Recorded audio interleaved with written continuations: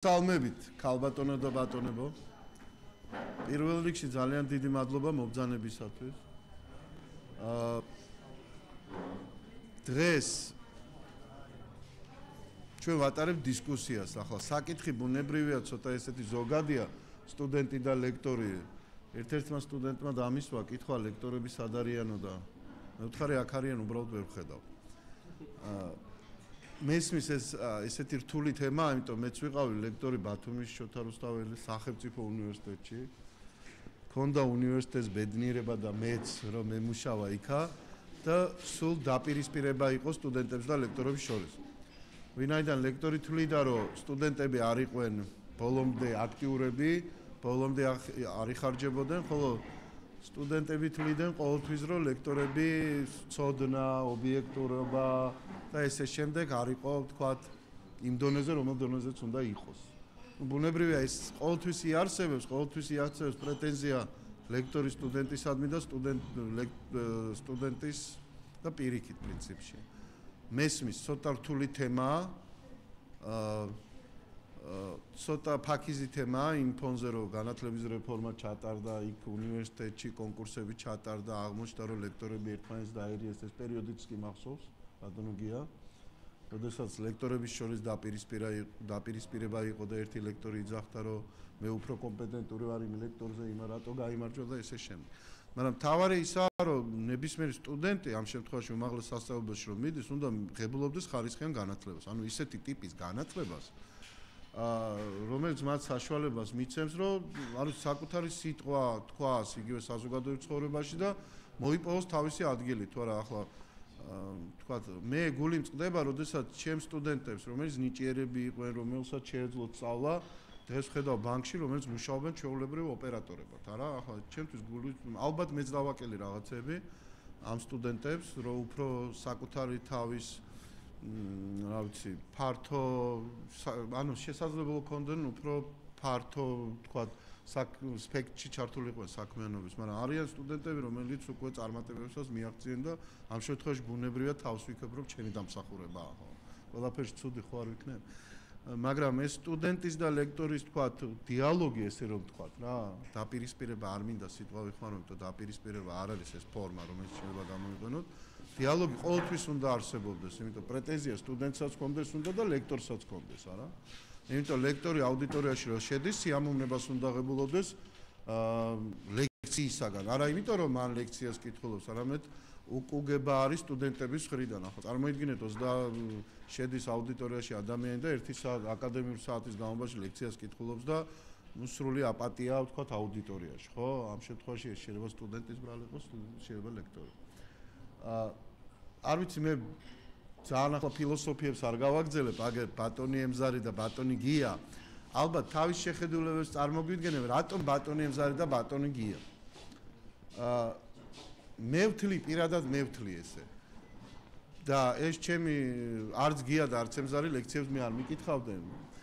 მაგრამ მე ვთვლი, რომ ეს არის ის ადამიანები, რომელთაც აქვთ ყველაზე კარგი ურთიერთობა სტუდენტებთან. ანუ არა მხოლოდ როგორც ლექტორი და სტუდენტი, არამედ როგორც მეგობრული, იმიტომ შეიძლება აუდიტორიის გარედაც განხორციელდეს საქმიანობა, რომელიც გარკვეულწილად სტუდენტისთვის იყოს სასიამოვნო და რაღაც მომტანი, თქვა. გია იცით, რომ კინოკლუბი მიყავს სტუდენტური პრესკაფეში და ეს არ არის ანაზღაურებადი და ეს არ არის, თქვა, რაღაც დავალება, ეს უბრალოდ იყო, თქვა, რო ვიჯექით და ფიქრობდით სტუდენტებისთვის რა გაგვეკეთებია, გიასურვილიც იყო, რომ მოდი მე ამას გავაკეთებ. ემზარისთანაც ბევრ რამეზე ვსაუბრობთ, რა გამოგვივა არ ვიცი, მაგრამ ზოგადად დამოკიდებულება სულ სხვაგვარი, ანუ ეს ადამიანები თვლიან, რომ აუდიტორიის გარეთაც უნდა ადამიანი იხარჯებოდეს. მხოლოდ სტუდენტის და ლექტორის ურთიერთობა არ არის აუდიტორია, რა? არ არის უნივერსიტეტი, ხო? ეს ურთიერთობა უნდა გაგრძელდეს. არ ვიცი, ბევრს არ გავაგრძელებ და ქებასაც არ დავიწყებ ახლა გიასი და ემზარი. მოკლედ, ვინ დაიწყებს ბატონები? გია. მოგესალმებით ყველას. აი ეს არის ის, რაც მე მოვამზადე პრეზენტაციისათვის, არ ვიცი რამდენად კარგად მოვიქეცი, მაგრამ მე მგონი ასე მაინც უკეთესია და უპირველეს ყოვლისა ბუნებრივია ჩვენ გვაინტერესებს დისკუსია სტუდენტებთან, იმიტომ რომ არც ისე ხშირად საუბრობთ საერთოდ მე არ ვამბობ ლექციებზე, არც ისე ხშირად საუბრობთ სხვადასხვა პრობლემებზე სტუდენტები და ლექტორები. სანამ დავიწყებდეთ დისკუსიას, ანუ პრეზენტაციას, მე და ემზარი, მოდით გამოვკვეთოთ რა პრობლემაზე ვსაუბრობთ, ხო? გავერკვიოთ დეფინიციებში და თემაში. ჩვენ არ ვსაუბრობთ ახლა ზოგადად პედაგოგზე და მოსწავლეზე. ანუ სკოლაზე არ ვსაუბრობთ, ჩვენ არ ვსაუბრობთ მამებისა და შვილების პრობლემაზე. ეს სხვა თემაა, ფართო თემაა. ჩვენ ვლაპარაკობთ უფრო ვიწრო და უფრო სპეციფიკურ თემაზე. თანამედროვე უნივერსიტეტი, სტუდენტი და ლექტორი. შევთანხმდით, ხო? კიდევ ერთი მომენტია, ახლა ასლანმა დაიწყო იმით, რომ შეგვაკვირდა მე და ემზარი, სტუდენტებს რომ მივცეთ თავისუფლება ისაუბრონ, მოდით ვთქვათ ასე, მე და ემზარი არ ვართ ლექტორები. ჩვენ ვართ მხოლოდ მოხსენებლები, ამიტომ ნუც გვაგინებთ ძალიან მე და ემზარი და ნუც გვაქებთ. ხო, ნუ რაღაც ეს მე მგონი ის ხება საერთოდ რა, ამიტომ შემოვიფარგლოთ. ხო, შემოვიფარგლოთ ამით. შეიძლება აწყინოთ და ხო, იმიტომ რომ სხვანაირად არ გაიხსნებით უბრალოდ.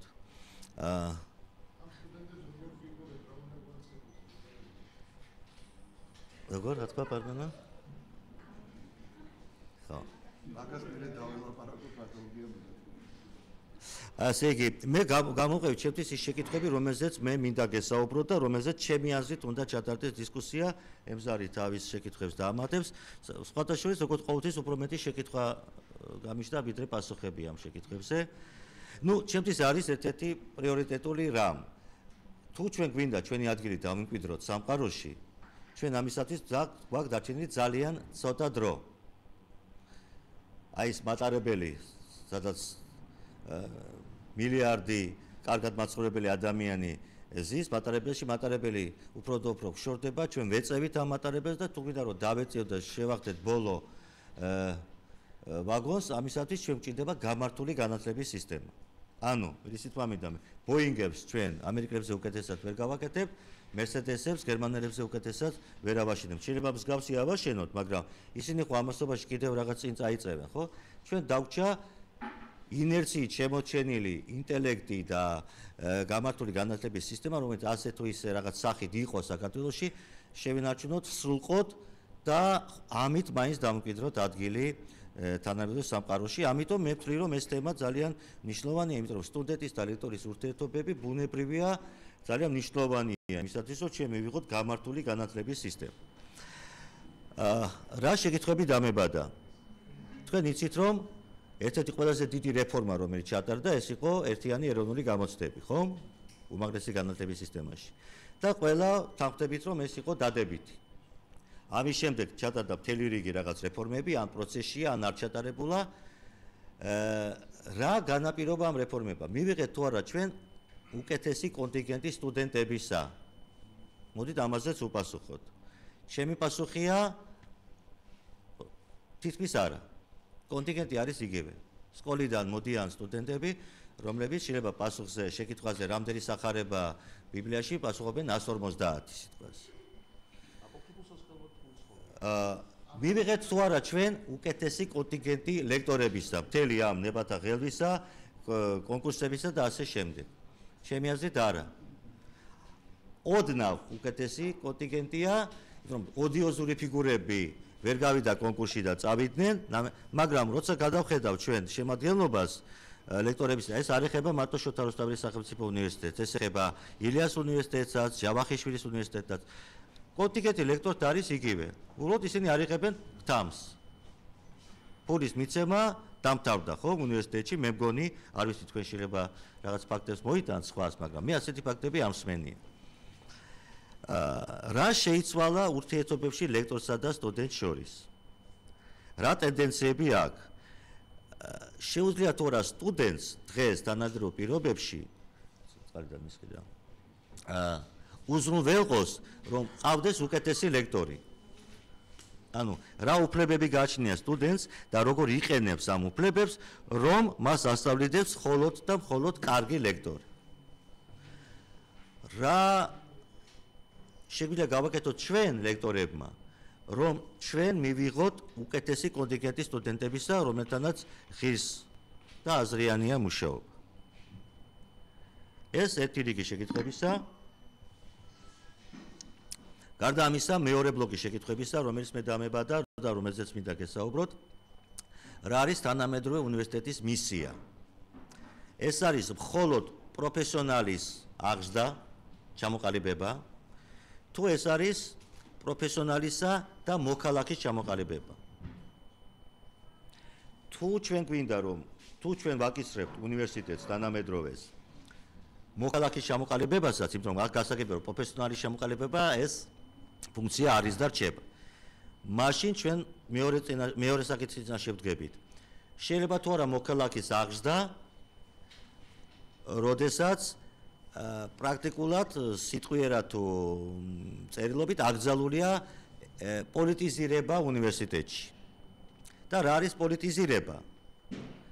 მე თუ ვლაპარაკობ აუდიტორიის გარეთ, თქვათ ეზოში სტუდენტებთან და შევკრიბეს რაღაც 100 სტუდენტი თავისუფალ აუდიტორიაში და მე ველაპარაკებ მათ ჩემს პოლიტიკურ შეხედულებებზე. ან ვაგროვებ ხელმოწერებს რაღაც თემაზე. არის თუ არა ეს უნივერსიტეტის პოლიტიზირება? თუ პოლიტიზირება სხვა რამ არის? მე მგონი ამაში ჩვენ სამოქალაქო საზოგადოება საერთოდ უნივერსიტეტებიც არ არიან კარგად გარკვეულნი. მე მაქვს გამოცდილება მუშაობისა უცხოეთის უნივერსიტეტებში და მინდა გითხრათ რომ თუ სადმე დუხს ცხოვრება ეს არის უნივერსიტეტი. ეს არის სივრცე, სადაც ლექციების შემდეგ ბუნებრივია, ყოველ დღე თითქმის ტარდება რაღაც ღონისძიება. მათ შორის ეს ღონისძიება, რომელიც ჩვენ ახლა ვატარებთ პრესკაფეში, წესით უნდა ჩატარდეს უნივერსიტეტში.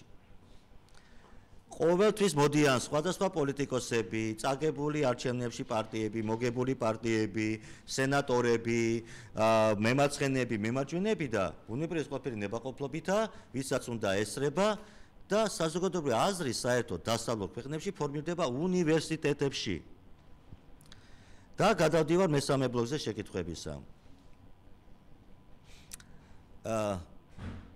თანამედროვე ეპოქა მოითხოვს იცით თქვენ რომ ჩვენ ცხოვრობთ რაღაც ოკეანე ინფორმაციაში, ხო? აი ინტერნეტი, ეს ხო ტექნოლოგიები გვასწრის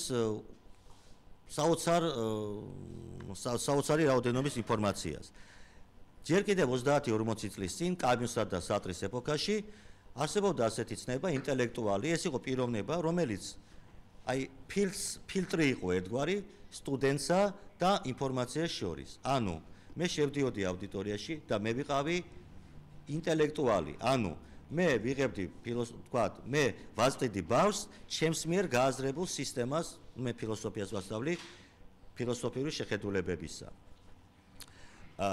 დღეს სამწუხაროდ შემთხვევით ჩვენ მივიღეთ, ჩვენ შეიძლება ვყავდეს ძალიან კარგი პროფესორი, პროფესიონალი, მაგრამ ის არ იყოს ამავე დროს ინტელექტუალი. აი თუ რთულად ვლაპარაკობ ამ კონკრეტულ მომენტში, ამას შემდეგ უფრო გავხსნით დისკუსიის დროს.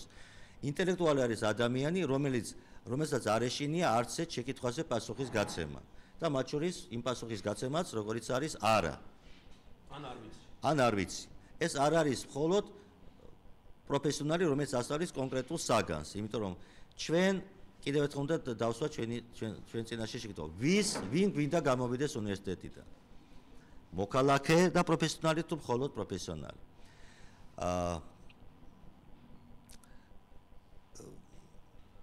ნუ ბუნებრივად ჩვენ ვერ ავწდებით შოთა რუსთაველის სახელმწიფო უნივერსიტეტზე საუბარს, ხო? იმიტომ ძირითადად ან სტუდენტები ვიყავით, ან ლექტორები ვიყავით, აგერ ბატონი ასლანის ლექტორი იყო უნივერსიტეტში, ხო? და შეიძლება კიდევ ვიღაც სხვა, ნუ ასლანი იყო, მე და ემზარი ვართ, სტუდენტებია, ნანა აგერ იყო ლექტორი, ბატონი პარმენი, ხო, მედიას ვეპატიჟებით უნივერსიტეტში, ფილოსოფოსია. რა ხდება ჩვენთან ახლა უნივერსიტეტში? ჩვენ მყავს ბავშვი, მე მყავს ბავშვი, რომელიც სწავლობს ილიას უნივერსიტეტში და ბუნებრივია მე ხშირად ვეკითხები, რა ხდება ილიას უნივერსიტეტში, იმიტომ რომ ითვლება, რომ ერთგვარი ფლაგმანი რეფორმებისა დღეს არის ილიას უნივერსიტეტი, ხო, სადაც გურამ თევზაძე, გურამ არა, ეს მამამისია, გიგი თევზაძე არის რექტორი. მართ არის რომ გითხრათ, რაღაც განსხვავებული სწავლის მეთოდები, განსხვავებული ლექტორები, განსხვავებული მიდგომები მე ვერ დავინახე. მართალი არის განსხვავებები, და ნუ გასაგებია რომ ცენტრია და ჩვენ ვართ პერიფერია და პერიფერიული უნივერსიტეტი ვართ, მაგრამ რადიკალური სხვაობა, რადიკალური განსხვავება, ხო, მე ვერ დავინახე, იმიტომ რომ არიან იქაც კარგი ლექტორები, ცუდი ლექტორები, არიან ლექტორები, რომელსაც არ აინტერესებთ ის, რასაც კითხულობენ და იქაც ვერ გაურკვევიათ რა არის უნივერსიტეტის პოლიტიზირება. აი, დაახლოებით ეს არის ის წრე საკითხებისა, ბატონო ასლან, რომელზეც მინდა ვისაუბრო სტუდენტებთან. და რა ვიცი, მოდით ახლა იმას გადავცეთ სიტყვა და შემდეგ უკვე დავიწყოთ დისკუსია, ხო?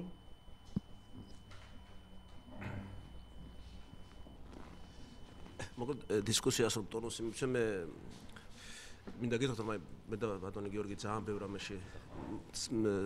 რამეში საერთო პრინციპებით ხელმძღვანელობთ და შემდეგ მაგრამ ბევრ რამეშიც განსხვავდებით და მაგალითად ერთს ვიტყვი ის მატარებელთან დაკავშირებით რაც ბატონ გიორგის მიაჩნია ის ოქროს მილიარდი ნუ ჩემთვის რაღაც ტიტანიკის ასოცირებას იწვევს არ ვიცი რატო მაგრამ ასე და შეიძლება ბილეთი რომელიც ვერ ვიშოვეთ ან ვერ ვიშოვით ამ ტიტანიკზე შეიძლება კარგიც აღმოჩნდეს ასეთი შემთხვევები ყოფილა ტიტანიკთან დაკავშირებით და ზოგიერთი ის ადამიანის გადარჩენა რომელსაც ბილეთი ქონია ნუ ძალიან მოკლედ ვიტყვი ძალიან საინტერესო ისტორია ერთ-ერთი გზავრი რომელმეც იყიდა ტიტანიკზე ბილეთი და იყო უკვე ტიტანიკზე კითხულობდა რომელიღაც ჟურნალისტის პატარა ნოველას რომელიც დაიწერა ამ ბებამდე რაღაც 10 წლის წინ ხო და იმდენად გავდა ეს ყველაფერი იმას რაც ხდებოდა ტიტანიკში სახელიც კი ტიტანი ერქვა ამას რომ ეს კაც შიშის ისე გამოიქცა პირველივე პორტიდან და გადაურჩა ასეთ იმ კატასტროფას, ეს ცოტა ხუმრობით, მაგრამ რატომ თქვი ეს პირველი და შედარებით ძალიან მნიშვნელოვანია ჩემი აზრით გააზრებული იქნას ის დროის კონტექსტი სად ვარ და აი საერთოდ რას უნდა ემსახურებოდეს უნივერსიტეტი. Რა თქმა უნდა, უნივერსიტეტი რაც ბატონმა გიამ თქვა, აუცილებელი რომ ის იყოს პროფესიული კადრების სამჭედლო, ასე ვთქვათ, ცოტა ტერმინი ვიხმაროთ მოძველებული, ეს უნდა იყოს გარკვეული ღირებულებების მატარებელი ორგანიზაცია და კიდევ ერთი მომენტი რომელიც შეიძლება მე თუ მოვასწარე ამაზე ვისაუბრებ, რომელიც მე ვფიქრობ აკლია საერთოდ არა მარტო ქართულ არამედ მთლიანად უმაღლეს განათლებას. მე უბრალოდ დროის კონტექსტში რომ ვილაპარაკ, რომ ავხსნათ თუ რა ხდება, რატომ არის ის მდგომარეობა, რომელიც დღეს არის ჩვენს უნივერსიტეტში, არასახარბიელო, რაც ბატონმა გიამ თქვა, მინდა უბრალოდ ცოტათი ექსკურსი გავაკეთო, რა ხდებოდა, აი იმ პერიოდიდან, როდესაც ჩაისახა უნივერსიტეტი, მისი ტრანსფორმაცია და დღევანდელი დღე, მე ვფიქრობ, ეს სამი განსხვავებული ეტაპია. პირველი ეტაპი და ეს თვითონ იდეოლოგიური ფონი თუ შეიძლება ასე იტყოს, აუცილებლად რეპროდუქცირებას ახდენდა უნივერსიტეტზე. და უნივერსიტეტი არის ცხოვრების ნაწილი და ნებისმიერი დარგი ცხოვრებისა ასე ვთქვათ, დაღდასმულია დროით. პირველი უნივერსიტეტების ხა მე ანტიკურ ხანას აი პირველი უნივერსიტეტები, რომელიც თავშოთ მონასტრებში შეიქმნა, ეს იყო რელიგიური, ასე ვთქვათ, საწყისის. ფაქტობრივად მონასტრებში შეიქმნა საქართველოშიც, ასე ვთქვათ, გახსოვთ ალბათ გელათისი, ყალთოს აკადემიები. ეს იყო რელიგიური დაწესებულება და ეს იყო იმ დროის, ასე ვთქვათ, მოთხოვნა, იმიტომ რომ რელიგია იყო გაბატონებული იმ დროინდელ სოფლიოში, ამიტომ მასწავლებელი და უშუალოდ აი ეს რეპროდუქცირება რო ხდება და აღთვის რომ აი იერარქია იყო, მეფე თავისთავად აი როგორც ღმერთის ნების გამტარებელი და დაახლოებით ასეთი იყო უნივერსიტეტში ლექტორი თუ მოძღვარი მაგალითად გელათის აკადემიის, ნუ ერთ-ერთი ყველაზე უფრო დიდი პატივით სარგებლობდა მაგალითად ქართულ დარბაზში და ასე შემდეგ ეს ძალიან მნიშვნელოვანი პიროვნება იყო და თავისთავად ლექტორიც იყო ასე ვთქვათ აი ლამის ნუ რაღაც შეულახავი ავტორიტეტი. ეს ფოტოშურის ეს ხაზი გამოყვა ზოგიერთ ქვეყანას, მათ შორის საქართველოსაც აი ბოლო დრომდე. შემდეგ მოგეხსენებათ აღორძინების ეპოქა, როდესაც ასე ვთქვათ შეიცვალა სიტუაცია, ცენტრში დადგა ადამიანი და შეიცვალა, რა თქმა უნდა, თვითონ ლექტორის და ასე ვთქვათ სტუდენტის მიმართებაც. ლექტორი ამ შემთხვევაში უკვე აღარ იყო ის ავტორიტეტი, თვითონ ასე ვთქვათ ამსხვრევდა ავტორიტეტებს და დღევანდელი აი ბოლო აი პოსტმოდერნულ ხანამდე შეიძლება ითქვას, რომ სიტუაცია იყო დაახლოებით ისეთი, რომ აი უშუალოდ უფრო აი წარმატებულ ქვეყნებში, ყოველ შემთხვევაში დასავლეთში, რომ იყო ინტერაქცია, რომ მასწავლებელი და ლექტორი ერთმანეთს შორის პოულობენ კავშირს და ისინი აი ლექტორი არ წარმოადგენდა რაღაც შეულახავ ავტორიტეტს და აი მოსწავლეს მასთან შეძლო კამათიც და მათ ერთმანეთს თუმცა ეს სხვადასხვა ქვეყანაში იმაში საფრანგეთში მაგალითად უფრო მასწავლებელს უფრო მეტი დატვირთვა ჰქონდა ანგლო-საქსონში უფრო სტუდენტს მაგრამ ეს მაინც ასე ვთქვათ ერთი წრე იყო სადაც სტუდენტი და ლექტორი ითვლებოდნენ ადამიანებად რომელსაც შეუძლიათ ერთმანეთთან კავშირი და აქ არ იყო დისტანცია რომელიც დაუშვათ იყო მანამდე ის სიტუაცია რაც ბატონმა გიამ დღეს აღწერა დღეს მე ვფიქრობ რომ არ არის მარტო ქართული რეალობისთვის დამახასიათებელი თუმცა ქართული რეალობა კიდევ უფრო ასე ვთქვათ შეიძლება ვთქვათ ძიმეა იმიტომ რომ რაღაც ნახტომები მოგვიწია ჩვენ და რაღაც პერიოდების აი ეს აღორძინების პერიოდი ფაქტობრივად არც გაგვივლია მაგრამ დღეს მართლაც აი თუ შეიძლება რაიმე თქვას დღევანდელ სოფხედველობაზე დღეს არ არსებობს საერთოდ ცენტრი არა თუ დაუშვათ ღმერთია ის ადამიანის ეგრეთ წოდებული ეს დეჰუმანიზაცია რასაც ამბობენ ახლა ამიტომ აი რაღაც თითქოს სხვა გარემოებებმა რაღაცებმა დაიკავეს ეს ადგილი და ამიტომ დღეს ძალიან მოიშალა ასე ვთქვათ საერთოდ უმაღლესი განათლების მისი მიზანი მოკლედ მე აი ბატონი გია დამეთანხმება პორტუგალიაში იყო და ამასთანავე აი ეს ქვეყანა არის როგორ წარმატებული განათლების სისტემის მქონე ქვეყანა საკმაოდ კარგ პროფესიონალებს უშვებს მაგრამ ხდება ისე რომ ვინაიდან აი ეს ფონი რაღაც შეცვლილია ამ ქვეყანაში და არ არის პერსპექტივის შეგრძნება აგერ ახლა იყო დავუშვათ ამას სერიოზული გადაცემები იყო ევრონიუსში პროფესიონალი კადრების 1/5 საკმაოდ დიდი ნაწილი მიდის უცხოეთში და არა ევროპაში სხვადასხვა ბრაზილიაში და ანგოლაში ძირითადად და როდესაც ეკითხებიან რა ხდება დავუშვათ რატომ მიდიხარ ნუ ისინი ყველა პირდაპირ ამბობენ რომ პერსპექტივა აქ არ არის ნუ ალბათ გულისხმობენ ევროპას ამიტომ ას ერთმნიშვნელოვანი ასე ვთქვათ სიტუაცია არ არის კლიენ სოფლიოში და მეტად საქართველოში თუ აი რა უნდა მოხდეს როგორი ურთიერთობა უნდა დამყარდეს ასე ვთქვათ და როგორი უნდა განვითარდეს ასე ვთქვათ უმაღლესი განათლების კონცეფცია და მე მოკლედ მინ დავასრულებ ამ დღესაც ისე რა თქმა უნდა უნივერსიტეტში უნდა შეინარჩუნოს და ამაზე საუბარი არა რომ უნდა იყოს ეს ასე ვთქვათ პროფესიული ასე უნარჩვევების მომცემი თუმცა ზოგიერთ საგანში მაგალითად მე ვაკურდები რომლებიც არ არიან აკადემიურად რეპრეზენტატებული სადაც არა აუცილებელია ეს თავშე თეორია უმჯობესი იქნება უფრო მეტი პრაქტიკა მაგალითად ეკონომისტები თუ ხართ თქვენ ალბათ გამიგებთ რომ ის თეორიები რა თქმა უნდა ძალიან მნიშვნელოვანია საინტერესო მაგრამ აღმოჩნდა რომ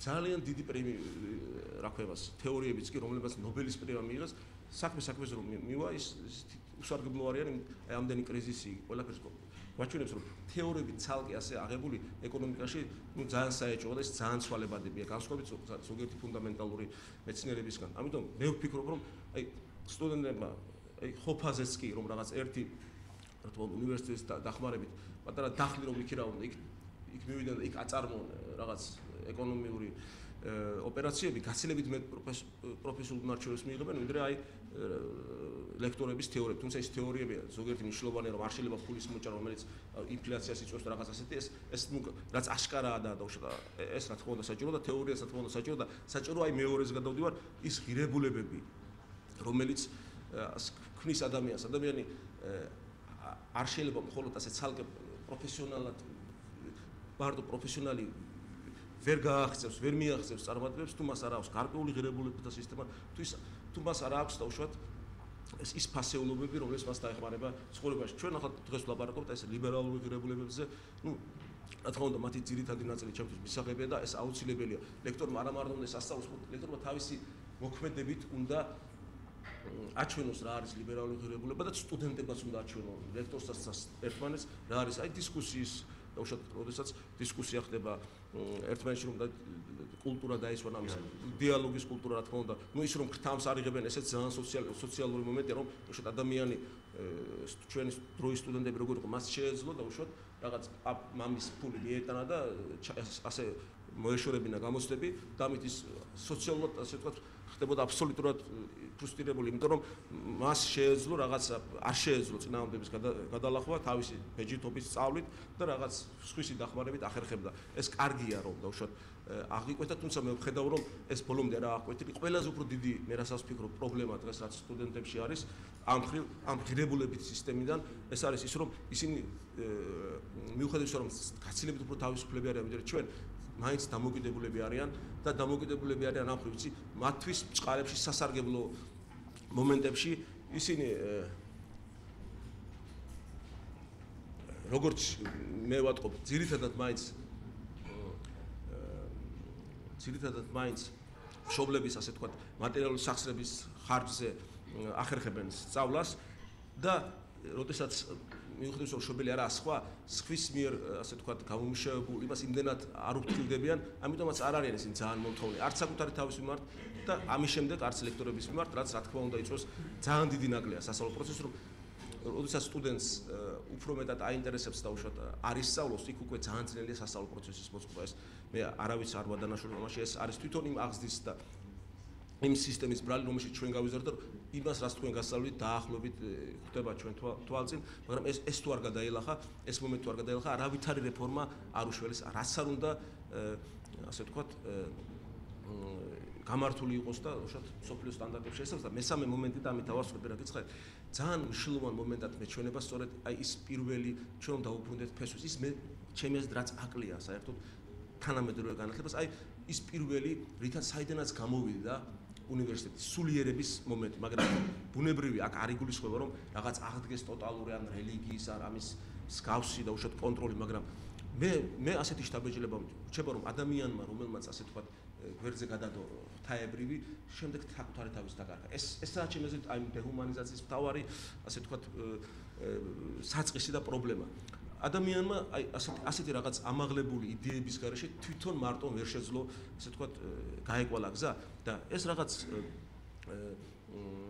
ეს მომენტი ძალიან მნიშვნელოვანია ჩემი აზრით, თუმცა ეს კიდევ ერთხელ ვიმეორებ, ეს არ უნდა იყოს ის რაც იყო ეს რა ქვია უაზრო და ტოტალური კონტროლი. სწორედ იმან მოიტანა შედეგი, რა ქვია, ჯერ აღორძინება, ასე ვთქვათ, პროტესტანტიზმი, ეს გაუცხოება. ეს არის აი ამ სწორად ბევრს დღეს ავიწყდება ის, რომ ეს არ არის მიზეზი, არის სწორედ ის, რაც იყო დაუშვათ მანამდე ადამიანებს არ მოწონდა და სწორი იყო, არ მოწონდა ის უაზრობები, ფორმალიზმი, ის დაუშვათ ქადაგება, რომელიც არ იყო საქმით გაძლიერებული, მაგრამ მე ერთ მომენტს გეტყვით, რაც მე ვფიქრობ მნიშვნელოვანი და რაც როგორი შეგრძნებით მივდივარ მე ლექციაზე და ასეთი მომენტები მე მგონი ბევრი უნდა იყოს უნივერსიტეტში და ლექციებში და თვითონ ცხოვრებაში. როდესაც მე შევდივარ სტუდენტთან, მე იქ მარტო არ შევდივარ იმისთვის, რომ ასე ვთქვათ, აი რაღაც მოუყვე თეორია, რაღაც ან ის თუნდაც ღირებული, არამედ აქ მე როგორც ეს რაღაც გონი საკრალური მომენტი, ესეც ძალიან მნიშვნელოვანია. მე შევდივარ სტუდენტებთან და როდესაც მათ ისინი ზიან ჩემს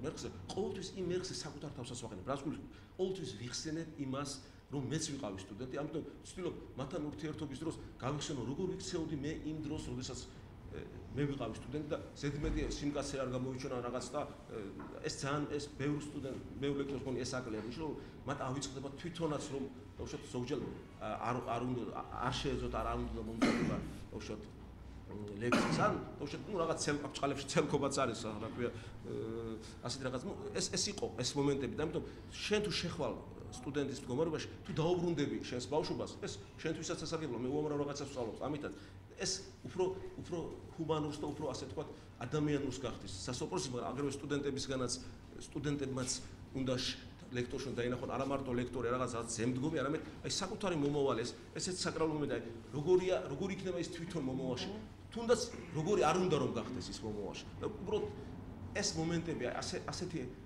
მე ვიცი რომ ხვდები რომ ეს ცოტა ზედმეტად ფილოსოფიური მაგრამ ეს ძალიან მნიშვნელოვანი მომენტია ასეთი სიღრმეების გარეშე მე ვფიქრობ არც ცხოვრება და არც საუნივერსიტეტო სწავლება ყოველთვის საბოლოო მიზნამდე ვერ მივა რაღაცას მივახსენებ რა თქმა უნდა იმ ორი ნიშნულოვანი მომენტი მაგრამ მესამე ამის გარეშე მე ვფიქრობ საბოლოო აი ესე თქვა სრული ჰარმონიული უმაღლეს განათლება ჩვენ არ გვექნება დიდი მადლობა ყურადღებისათვის მირანდას უნდა რაღაც თქმა სანამ მირანდა იტყოდა ერთი მე ყოველთვის ეგეთი დამოკიდებულება მაქვს ნებისმიერი სწავლება უნდა იყოს საინტერესო არა როდესაც საუბარია პოლიტიზირებაზე მინი დისკუსიებზე გამართული თქვა უნივერსიტეტის ეზოში თუ უნივერსიტეტის გარეთ თუ აუდიტორიაში ალბათ ეს ქმნის იმ ინტერესს რომლის გამოც სტუდენტები უნივერსიტეტში უნდა დადიოდნენ არა იმის გამო მხოლოდ რომ ლექტორი შემოვა რომელმაც კარგად იცის თეორია და შეიძლება კითხულობდეს მენეჯმენტში ან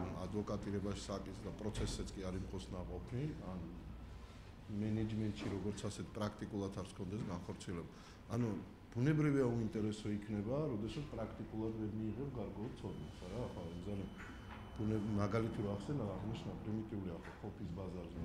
ახლა თეორიულად 5 წლის განმავლობაში მენეჯმენტის სწავლება კარგია, მაგრამ პრაქტიკულად როგორ უნდა ისწავლო, რა?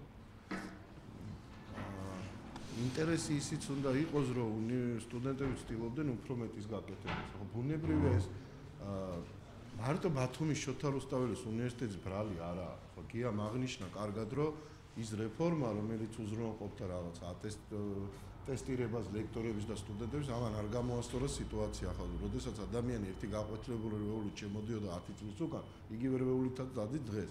მისთვის არსებითად არაფერი არ შეიცვალა, იმიტომ რომ თქვა მენტალიტეტი არ შეიცვალა, ხო?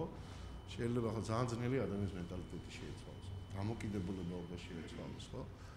მე პირადად ჩვენ როდესაც სწავლობდით, ჩვენ ვცდილობდით ყოველთვის, რომ ჩვენი სწავლება ყოფილიყო არ როგორც სტუდენტისთვის საინტერესო. როდესაც შემოვიდა ლექტორი, რომელიც სასამართლო ჭერეტოლება უნდა ესწავლებია და პროცესი არ იყო გამყობნილი, უბრალოდ პრეტენზია განვაცხადეთ ამის თაობაზე და მე რომ მოგვიყვანეს მოსამართლე, რომელიც ძალიან კარგად გვიხსნიდა ამას ყველაფერს, იმიტომ როგორ შეიძლება სასამართლო ჭერმეტყველება ამიხსნას ადამიანმა, რომელიც მხოლოდ და მხოლოდ თქვა ცნობილი იურისტების წიგნებითაა ეს ყველაფერი ნასწავლია, რა ჯავაბია.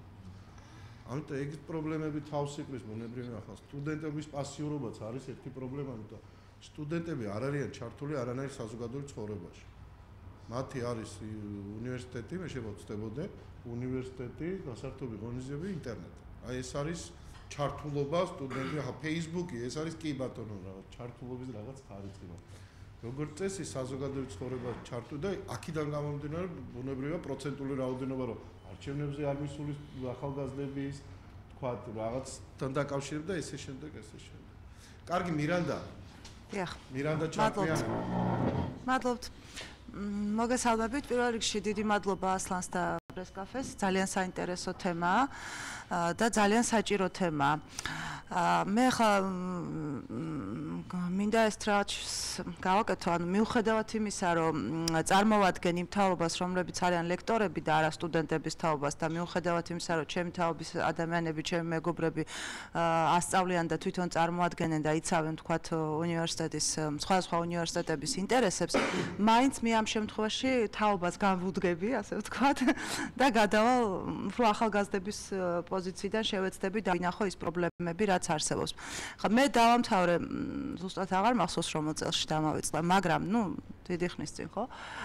ბატონო, გია, მიუხედავად იმისა, რომ ფილოსოფიის ფაკულტეტზე მასწავლიდნენ თაზო ბუაჩიძე, გურამ თევზაძე, ნუ კიდევ რამოდენიმე ზაზა შათიშვილი მაშინ სრულად ახალგაზრდა იყო, მაგრამ ძალიან საინტერესო იყო და ასე შემდეგ. ანუ მას ჰქონდა ის ბედნიერება, რომ რამოდენიმე ძალიან კარგი ლექტორი მყავდა. საერთო ჯამში, როცა დავფიქრდები, რა მომცა უნივერსიტეტმა. უნივერსიტეტს ხელი არ შეუწყია ჩემი პროფესიონალად ჩამოყალიბებისათვის. მით უმეტეს არც ხელი შეუწყია და არამც თუ ხელი არ შეუწყია, პირიქით მცდელობა იქიდან იყო, რომ მე არ ყოფილიყავი კარგი მოქალაქე, არ ყოფილიყავი კონფორმისტი, არ ყოფილიყავი თქვათ რაღაც პრინციპების მატარებელი ღირებულები. ანუ მე რომ დავმორჩილებოდი უნივერსიტეტს, ეს უნდოდა რომ მე ყოფილიყავი კონფორმისტი, ყოფილიყავი რაღაც სხვა ღირებულებებზე ორიენტირებული და ეს უბრალოდ მე არ დავმორჩილდი, თორე ეს მცდელობა ამისი იყო უნივერსიტეტის მხრიდან. და მიუხედავად იმისა, რომ იყვნენ კარგი პედაგოგებით, ზოგადად სისტემამ ვერ უზრუნველყო რამე ტიპის, საერთოდ რამე ტიპის პროფესიონალიზმი. ეხლა მარტივ მაგალითს გეტყვით. ერთ სემესტრში გავიარეთ რენესანსის ფილოსოფიის ისტორია. და ამ დროს ოქსფორდიდან ჩამოვიდნენ ჩვენთან სტუდენტები ფილოსოფიის ფაკულტეტიდან და რო წაიკითხეს ის ჩვენი სემესტრის ისა გაგიჟდნენ თქვენ ნუ ესო იცითო? ნუ ისტორია გულისხმობდა რა, ჩვენ უნდა დაგვეზეპირებინა რენესანსის ყველა ფილოსოფოსის სახელი, გვარი, დაბადების და გარდაცვალების თარიღებით და მათ მიერ დაწერილი ძირითადი შრომების სათაურები. და თუ ამას კარგად დაიზეპირებდი და ჩააბარებდი, ნუ მიიღებდი მაღალ შეფასებას. ეს ცოდნა ხო არაფრის მომცემი არ არის აბსოლუტურად, ხო? იყო ვთქვათ რამოდენიმე კარგი პედაგოგი რომელიც ყავდა, მათ მოახერხეს ის რომ რაღაც მიმართულებები, რაც ვექტორების მაინც მოგვინიშნეს. ვინც ვიყავით დაინტერესებული ვთქვათ ამ ვექტორების აღმოჩენით. აი სხვა რამე დადებით გავლენას მე დღესაც კი ძალიან ვცდილობ ვიპოვო, მაგრამ ვერ ვპოულობ უნივერსიტეტის რამე სხვა ტიპის გავლენას ჩემში. ბევრად დიდი როლი ითამაშა ჩემს ვთქვათ რაღაცა ტიპის განვითარებაში.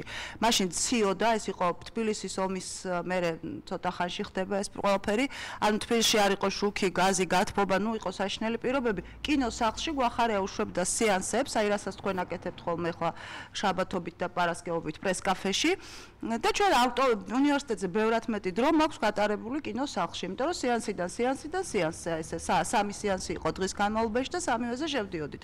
აი ამან ითამაშა ბევრად მეტი როლი ჩემს განვითარებაში, იმიტომ რომ მაშინ ვნახე მე ფრანგული, ინგლისური, იტალიური, გერმანული და ასე შემდეგ მთელი ეს კინოკლასიკა. ხო, ეხლა რა მინდა ვთქვა, აი დღევანდელი მდგომარეობით ჩემი ძმისშვილი სწავლობს თბილისის უნივერსიტეტში იგივე ფაკულტეტზე, რომელიც მე დავამთავრე. და თითქმის ყოველდღიურ რეჟიმში ვცვლით შთაბეჭდილებას, ანუ მიყვება რა ხდება ფაკულტეტზე. აი ძალიან სამწუხაროა ჩემთვის. იგივე ხდება, რაც ხდებოდა 10 წლის წინ, როცა მე ვსწავლობდი.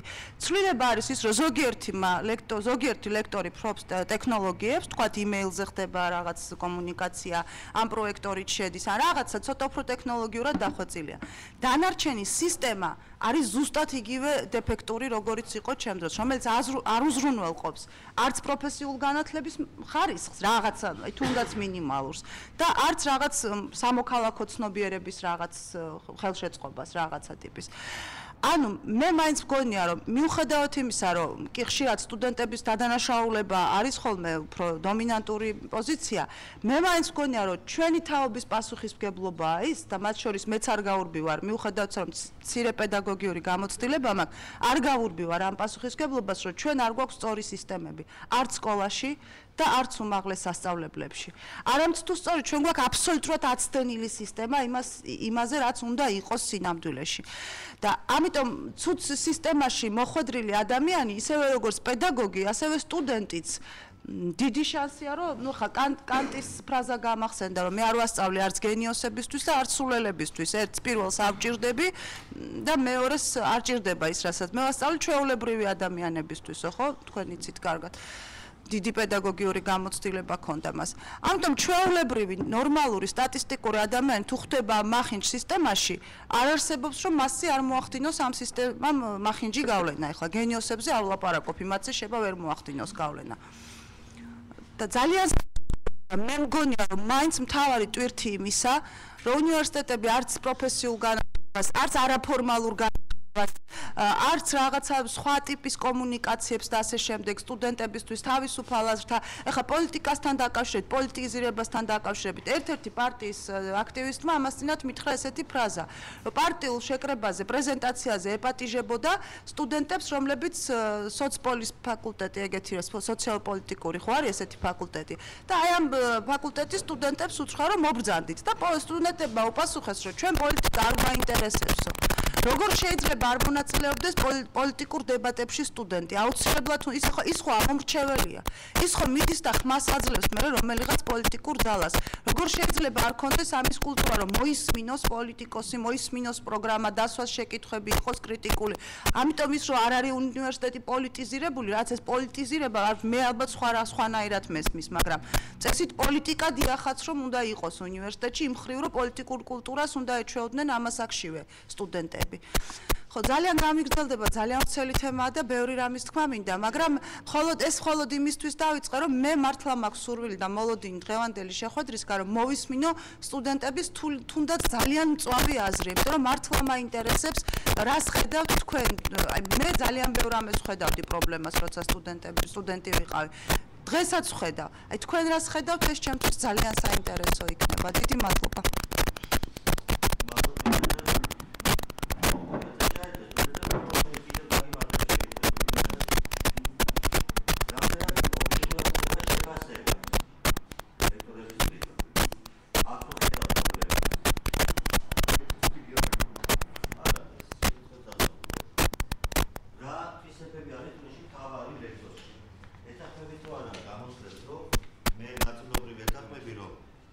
თაობა, რომელსაც თქვენ წარმოადგენთ, არის უფრო პრაგმატული და ნაკლებად დაინტერესებული თუნდაც იგივე პოლიტიკით და უფრო მოდით ასე ვთქვათ, უფრო სოციალურ-პოლიტიკური თემატიკით. სხვათა შორის ახლა რაღაც ხელმოწერები გროვდება და მე ინტერვიუერებმა მითხრეს, რომ ხშირათო, თუმცა სხვა მითხრეს, ხშირათო ახალგაზრდები უფრო კონსერვატორულად იქცევიანო, ანუ უფრო ეშინიათო ხელმოწერების ხელმოწერებისაო, ვიდრე ზდასრულ ადამიანებსო. და ამბობენ ეს ფრაზა ძალიან ხშირად ისმის. მე არ მაინტერესებს პოლიტიკა და რაღაც მიდის თუმცა ჩვენ პოლიტიკაზე ავსაუბროთ იმ გაგებით, რომ თქვენ უნდა გახდეთ პოლიტიკური პარტიების წევრები. რამდენად უნდა გაინტერესებდეთ პოლიტიკა და არის თუ არა ეს უნდა გიწყობდეთ ხელს ამაში უნივერსიტეტი თუ პირიქით, რაც დღეს ხდება, რომ არავით არის პოლიტიკა და იყავით აპოლიტიკურნი. და კიდევ ერთი რემარკა უბრალოდ მე არაერთხელ მithქვა სტუდენტებისთვის, რომ ვერც ერთი ლექტორი ვერ იქნება თავის სიმაღლეზე, თუ თქვენ არ იქნებით თავის სიმაღლეზე, იმიტომ რომ თქვენგან უნდა მოდიოდეს. მე ვეთანხმებ, რომ ჩვენი ბრალია ბევრი, რაც საერთოდ ამ ქვეყანაში ხდება, ჰეგელი რო გავისწენოთ, ყველა სიბრალია, ყველა ფერში, ყველანია დამნაშავე, მაგრამ რა გააკეთეთ, აი თქვენ გაქვთ რა პრაქტიკა, რომ იყო არაობიექტური, ცუდი ლექტორი და თქვენ შეძელით მისი განეტრალება, შეცვლა, უკეთესით შეცვლა, ასეთი რამ შესაძლებელია თუ რა უნდა გაკეთდეს. აი კიდევ რაღაც შეკითხვები დავუმატეთ და ახლა ჩაერთვეთ და მე ავითვისე მედიატორის ფუნქციები თქვენ სანამ აქ არიყავით ბატონო. ხო, არა. ხო. ჩაერთვეთ. სტოპ, მიკროფონში. მიაქციეთ ყურადღება, ჯერ სტუდენტები არ ლაპარაკობენ. მათარიან ისმერენ უბრალოდ. ერთად შემოგვიტევენ გაშლილი ფრონტით. მამუკა ჯვართავო. მე ისე თქვა მინდა, იცით, მე რო სწავლობდი და ვამთავრებდი უნივერსიტეტს, მაშინ ჩემმა ლექტორმა ერთ-ერთმა მითხრა ასეთი რამ. მე დღეს, რასაც ჩვენ გასავლი შეიძლება 5 წელიწადში აღარ დაგჭირდეს, აღარ გამოგადგესო. აღმოჩნდა მართალი. იმიტომ რომ ის იურიდიული კანონები, რომელსაც მე ვსწავლობდი, ყოველ ორ კვირაში შედიოდა ცვლილებები და ფაქტობრივად, რაც მე ვისწავლე თქვა და დავამთავრე, დღეს ის კანონები არ მოქმედებენ, 90%. კიდევ პირველი პრობლემა რა არის? ჩვენ არ უყურებთ კომპლექსურად, რომ რა პროდუქტი ჭირდება დღეს სტუდენტის სახით, ახალგაზრდას სახით, სპეციალისტის სახით საქართველოს ეკონომიკას. არის დამსაქმებელი, არის სახელმწიფო, არის სტუდენტი და უნივერსიტეტის მასწავლებელი ლექტორები. ხო ასე არის? აი ამ სამ სეგმენტიდან შედგება ყველაფერი, მოთხოვნილება, მომზადება და უკვე გასული კადრი, რომელიც უნდა დაიწყოს მუშაობა. რომელმაც უნდა ნახოს თავისი სპეციალობით, თავისი თვითრეალიზაცია მოახდინოს და ამ ბავშვებმა შეძლონ თავისი საზოგადოებრივი სტატუსის და ადგილის დამკვიდრება.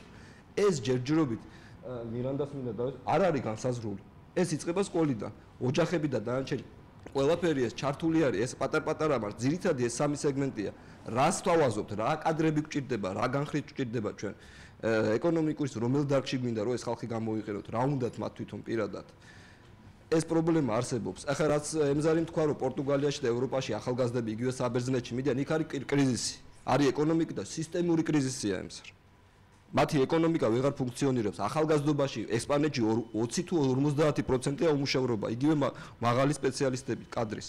მიდიან უცხოეთში, მიდიან თავის ძველ კოლონიებში. ბრაზილია და ანგოლა იყო პორტუგალიის კოლონიები, რო ვთქვათ ასე. ეს ხდება. იგივე სიტუაცია შეიძლება ჩვენთანაც მოვიდეს, რადგანაც ჩვენთანაც არის ეს გადინება. იგივე ინტელექტუალების, რაც თქვენ ბრძანეთ, განათლებული ხალხის და იგივე ახალგაზრდა თაობების, რომლებიც აქ ვერ ახდენენ თავის თვითრეალიზაციას და მიდიან უცხოეთში. პოსტსაბჭოთა ქვეყნებში ან დასავლეთ ევროპის და ამერიკის ქვეყნებში. მეორე, ეხლა რასაც შეეხება, ვთქვათ, სოციალური აქტიურობა ჩვენი სტუდენტობის. ბათუმში თუ მთლიანად მთელ საქართველოში. იყო ასეთი ერთ-ერთი აქცია. მეც ვიყავი, თქვენ ბრძანდებოდით, ბევრი აქ უფროსი თაობის წარმომადგენელი ბულვართან დაკავშირებით. სტუდენტებმა გაგვცეს ჩვენ ასეთი პასუხი, ჩვენ ვიჯექით უნივერსიტეტში და აუდიტორიაში წვეთით საკითხს. მე ამ შეკითხვას გისვათ, აუდიტორიაში თქვენ რა საკითხს წვიტავდით ახალგაზრდები? აუდიტორიაში საკითხს ვერ გადაწყვიტავთ. თუ აუდიტორიაში თქვენ შეგიძლიათ მიიღოთ ცოდნა და ჩააბაროთ ის თქვენს მიერ მიღებული ცოდნა თქვენ ლექტორს. იქ თქვენ ამ საკითხს ვერ გადაწყვიტავთ. თქვენ უნდა დააფიქსიროთ თქვენი პოზიცია, ან კი, ან არა. თქვენი შეხედულება. და ერთ ბოლოს მოვიყვან, ჩემ ბავშვობაში იყო ასეთი გამოკითხვა უფროს კლასელებში. რა ვინ გინდათ გამოხვიდეთ თქვენ? ყველა საინტერესო, უფროს კლასელები ბიჭებმა თქვეს ქურდები, მანდილოსნებმა თქვეს ქურდების მეუღლეები. 90-იანი წლების ბოლოს უკვე უნდათ სუყოლას ყოფილიყო ეკონომისტი და იურისტი. დღეს უნდა სუყოლას უკვე სახელმწიფო მოხელე იყოს, იმიტომ რომ სტაბილური ხელფასები და პრემიები აქვს და სოციალური სტატუსი. აი ეს ცვლილებები მიდის ნელ-ნელა და იცვლება პრიორიტეტები საზოგადოებაში. საჯაროდ მოხელემდე ავედით უკვე. ესეც არის და ეს მათი მინუსია, რომ ისინი ვერ ერთვებიან და არ ერთვებიან რაღაცა მომენტების გამო. თუ ისინი აქტიურები არ იქნებიან, დღეს თუ არ გადაწყვეტავენ თავის ამ პრობლემას, რომ რა უნდათ მათ, როგორ ნახავენ შემდგომ სამუშაო ადგილს, ამას თუ არ მოითხოვენ, მაშინ იგივე სიტუაციაში აღმოჩნდებიან, როგორც მაგალითად დღეს მათი უმცროსი თაობა. მე რეპლიკა მინდა ჩვენ აი ახლა უფროსები ვწუწუნებთ რომ იყავით აქტიურები და მე მაინტერესებს რატო არ არიან ესენი აქტიურები ხო? მაგის შეკითხვა დაუსვით. აუდიტორიაში როგორ წვიტავდით ამ პრობლემას ახალგაზრდები? აი მიკროფონი მეაწოდე რა. კი ბატონო. ერთი რამის თქმა მინდა. ორი რეპლიკის გაკეთება მინდა. პირველი ლექტორი რო გეუბნებოდა რომ კანონებს კი გასწავლე, მაგრამ მაინც შეიცვლება ალბათ ლექტორს კანონი კი არ უნდა ესწავლებია. უნდა ესწავლებია ის თუ როგორ უნდა იმუშაო კანონთან თუ არა. ყოველ წუთიერად შედის. კი. გასაგებია, მაგრამ აქ მეორე მომენტია ახლა ჩვენაც ისე გამოგდის, რომ ჩვენ რო ვიყავით სტუდენტები, ვიყავით კი სოციალურად აქტიურები, ანუ თქვა ჩვენ პერიოდში, როდესაც სწავლობდით უნივერსიტეტში, იყო ერთი მომენტი, როდესაც სწავლის საფასურის გაზრდა სურდათ რა. ანუ ჩვენმა ფაკულტეტმა მოახერხა ის, მაშინ ახალი შემოსული იყო ეს ფასიანი სწავლება, ლამის თელი უნივერსიტეტი ფეხზე დავაყენეთ. მივიღეთ ის, რომ ჩვენ კურსისათვის ეს თანხა არ გაზრდილა დანარჩენი დამთავრებამდე, დანარჩენს ყველას გაუზარდეთ. მაგრამ ჩვენი პროტესტი შემდგომ არ ყოფილა, იმიტომ ჩვენ კურსმა ჩვენ მიზანს მიაღწია, მაგრამ სხვა კურსებს რო გაუზარდეს ეს საფასურები მეორე წელს, ხო? ჩვენი მხრიდან რატომ არ ვიცი ელოდებოდი რომ ჩვენ ვიქნებოდით აქტიურები და მათ ინტერესებს დავიცავდით, ამ შემთხვევაში მათ მართლებიც იქნებოდნენ და ჩვენგან ელოდებოდნენ ამას. ჩვენ ეს არ გაგვიკეთებია. ახლა სოციალური აქტივობა, როდესაც ვამბობ სტუდენტებს, ვიღაცამ რაღაცა შესთავაზოს, უნდა სტუდენტს საინტერესო, იცით? სამწუხაროდ დღეს პოლიტიკური პარტიების უმრავლესობას რაში ჭირდებათ სტუდენტები? ჭირდებათ იმაში, რომ კონკრეტულად ამორთვიანი რაღაცა მიზნისთვის, რომ ხელისუფლებაში მოვიდნენ, გამოიყენონ კლასიკური ფორმით, ან საარჩევნო კომისიაში ყავდნენ, ან დამკვირვებელი ყავდნენ, ან რაღაც მიტინგზე მიიყვანონ. ეს ყველა პარტიას ეხება, ხელისუფლება უფრო კარგად ახერხებს ამას. მაგრამ 2 თვის შემდეგ მე რა ხდება? არავის არ ახსოვს ეს სტუდენტები. ესაა ძალიან სამწუხარო. არა, მე პოზიციას ვაფიქსირებ. მე მესმის ახლა ჩვენ რაღაცა უფროსი თაობა რო ვეუბნებით, ხო, შეიძლება ეს, რა ვიცი, ზოგს გაეღიმოს, ზოგს ჩათვალოს, რომ ეგენმა რაღაცა გაიარეს და ახლა ჭკვას გასწავლიან. გარკვეულწილად ჭკვაც უნდა ვასწავლოთ, მაგრამ რაღაცა უნდა შევთავაზოთ. ეგ პრობლემა NGO სექტორის მიმართაცაა. იმიტომ რომ NGO სექტორმა, ანუ არასამთავრობო ორგანიზაციებმა სტუდენტებს რაღაცა უნდა შესთავაზოს, გარდა იმისა, რომ ჭირდები მოხალისეთ არჩევნებზე, არა? რაღაცა უკუგება უნდა იყოს. ის მე თუ ვამბობ, რომ სტუდენტისთვის უნდა იყოს საინტერესო ლექსია, არასამთავრობო ორგანიზაციაშიც მისვლაც უნდა იყოს საინტერესო. ნებისმიერ ადგილს მისვლა მისთვის უნდა იყოს საინტერესო. თუ იგივე ლექციას ჩაუტარებ და იგივე თქვა ფილოსოფიას დავწყებს, მოწყინდება ეს ბოლოს და ბოლოს სტუდენტს. ახლა კინოკლუბი მეტნაკლებად არის ისეთი ფორმა, მე კინოკლუბს კი არ ვაქებ და ახლა გიამასავი. სადაც სტუდენტს ეძლევა საშუალება უბრალოდ უყუროს ფილმს და მიიღოს დისკუსიაში მონაწილეობა. ეს მისი არჩევანი უნდა იყოს. არავინ არ აიძულებს კინოკლუბში მოდი და არავინ არ ეუბნება აზრი გამოთქვი, ხო? არ ვიცი, მირანდამ რომ თქვა, რომ უფრო მეტ დროს იქ ვატარებდი და უფრო ღირებული იყო, შეიძლება ეს იყოს მისთვის უფრო ღირებული. კარგი, ბატონ ახალგაზრდა თაობა გველოდება. არა, მე მესმის, მე უბრალოდ აღვნიშნე, მე რომ სტუდენტებს ვეკითხები საარჩევნო კომისიაში ვარ, მეუბნებიან ამ პარტიიდან, ეს ცუდი კი არ არის, მაგრამ ეს ორი თვე რო გავა, შემდეგ როდის გაახსენდებათ ეს სტუდენტები ამ პოლიტიკურ პარტიებს, ესაა პრობლემა. ანუ მათთან კავშირი პერიოდულად უნდა იყოს და სტუდენტების, ახალგაზრდების ინტერესები არ ვიცი, პერიოდულად პოლიტიკური პარტიები ამაზე უნდა საუბრობდნენ. ახლა კანონში ცვლილება შევა განათლების შესახებ და პოლიტიკური პარტიების წარმომადგენლებმა არ იციან, ეგაა პრობლემა. და ამით ხდება იმ პრინციპების დაკვირვება, რაზეც 5 წელი ამ ბავშვებმა უნდა დაყრდნობით ისწავლონ, არა? ეგაა უცნაურობა, თუ არა?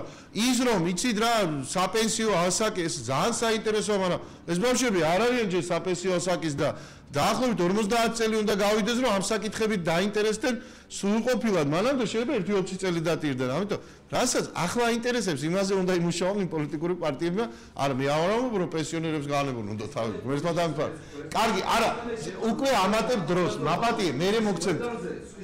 არა, ერთი წუთი, მამუკა, ძალიან გთხოვ. ჯერ არა, მე მოგცემ სიტყვას, მაგრამ ჯერ მივცეთ. არის მის შენი ხმა. კარგი. ილია ურუშაძე, შოთა რუსთაველის სახელმწიფო უნივერსიტეტი. აი აქ ნახსენები იყო რომ რაღაც კონკრეტულად აქციასთან დაკავშირებით და ასეთი შემთხვევა იყო რომ სტუდენტებმა თქვეს რომ შიგნით წყვეთ საკითხს. ეხლა კარგია რა თქმა უნდა სოციალური აქტიურობაა და მე მივესალმები ამას, მაგრამ უნდა გაითვალისწინოთ ისიც რომ აი სტუდენტებს შეიძლება თვითონ უნივერსიტეტში არ კონდეს გარკვეული ურთიერთობა, ანუ ლექტორთა და სტუდენტ შორის არ იყოს ჩამოყალიბებული ფორმა ურთიერთობის და აქედან გამომდინარე ესეც უნდა გავითვალისწინოთ, როდესაც ვთხოვთ თქვათ სხვადასხვა აქტიურობებს მას. რაც შეეხება ურთიერთობას რა მხრივ არ არის გარკვეული, ეს შეიძლება იყოს ის რომ ანუ ღირებულებებს არ ითვალისწინებდეს ლექტორი და სტუდენტი ცდილობს რომ ეს ღირებულებები შემოიტანოს. ამაზე აკეთებს აქცენტს და შესაბამისად ის შეიძლება არ წავიდეს აქციაზე და ეს არ არის გასაკვირი. ეს ეხა გარედან როგორ ჩანს არ ვიცი, მაგრამ არის რეალური პრობლემები ჩვენთან უნივერსიტეტში და ამიტომ ძირითადი აქცენტი კეთდება ამაზე სტუდენტების მიმართ. ამიტომ გაკრიტიკება რა ვიცი, რამდენად შეიძლება სტუდენტის სტუდენტი ხო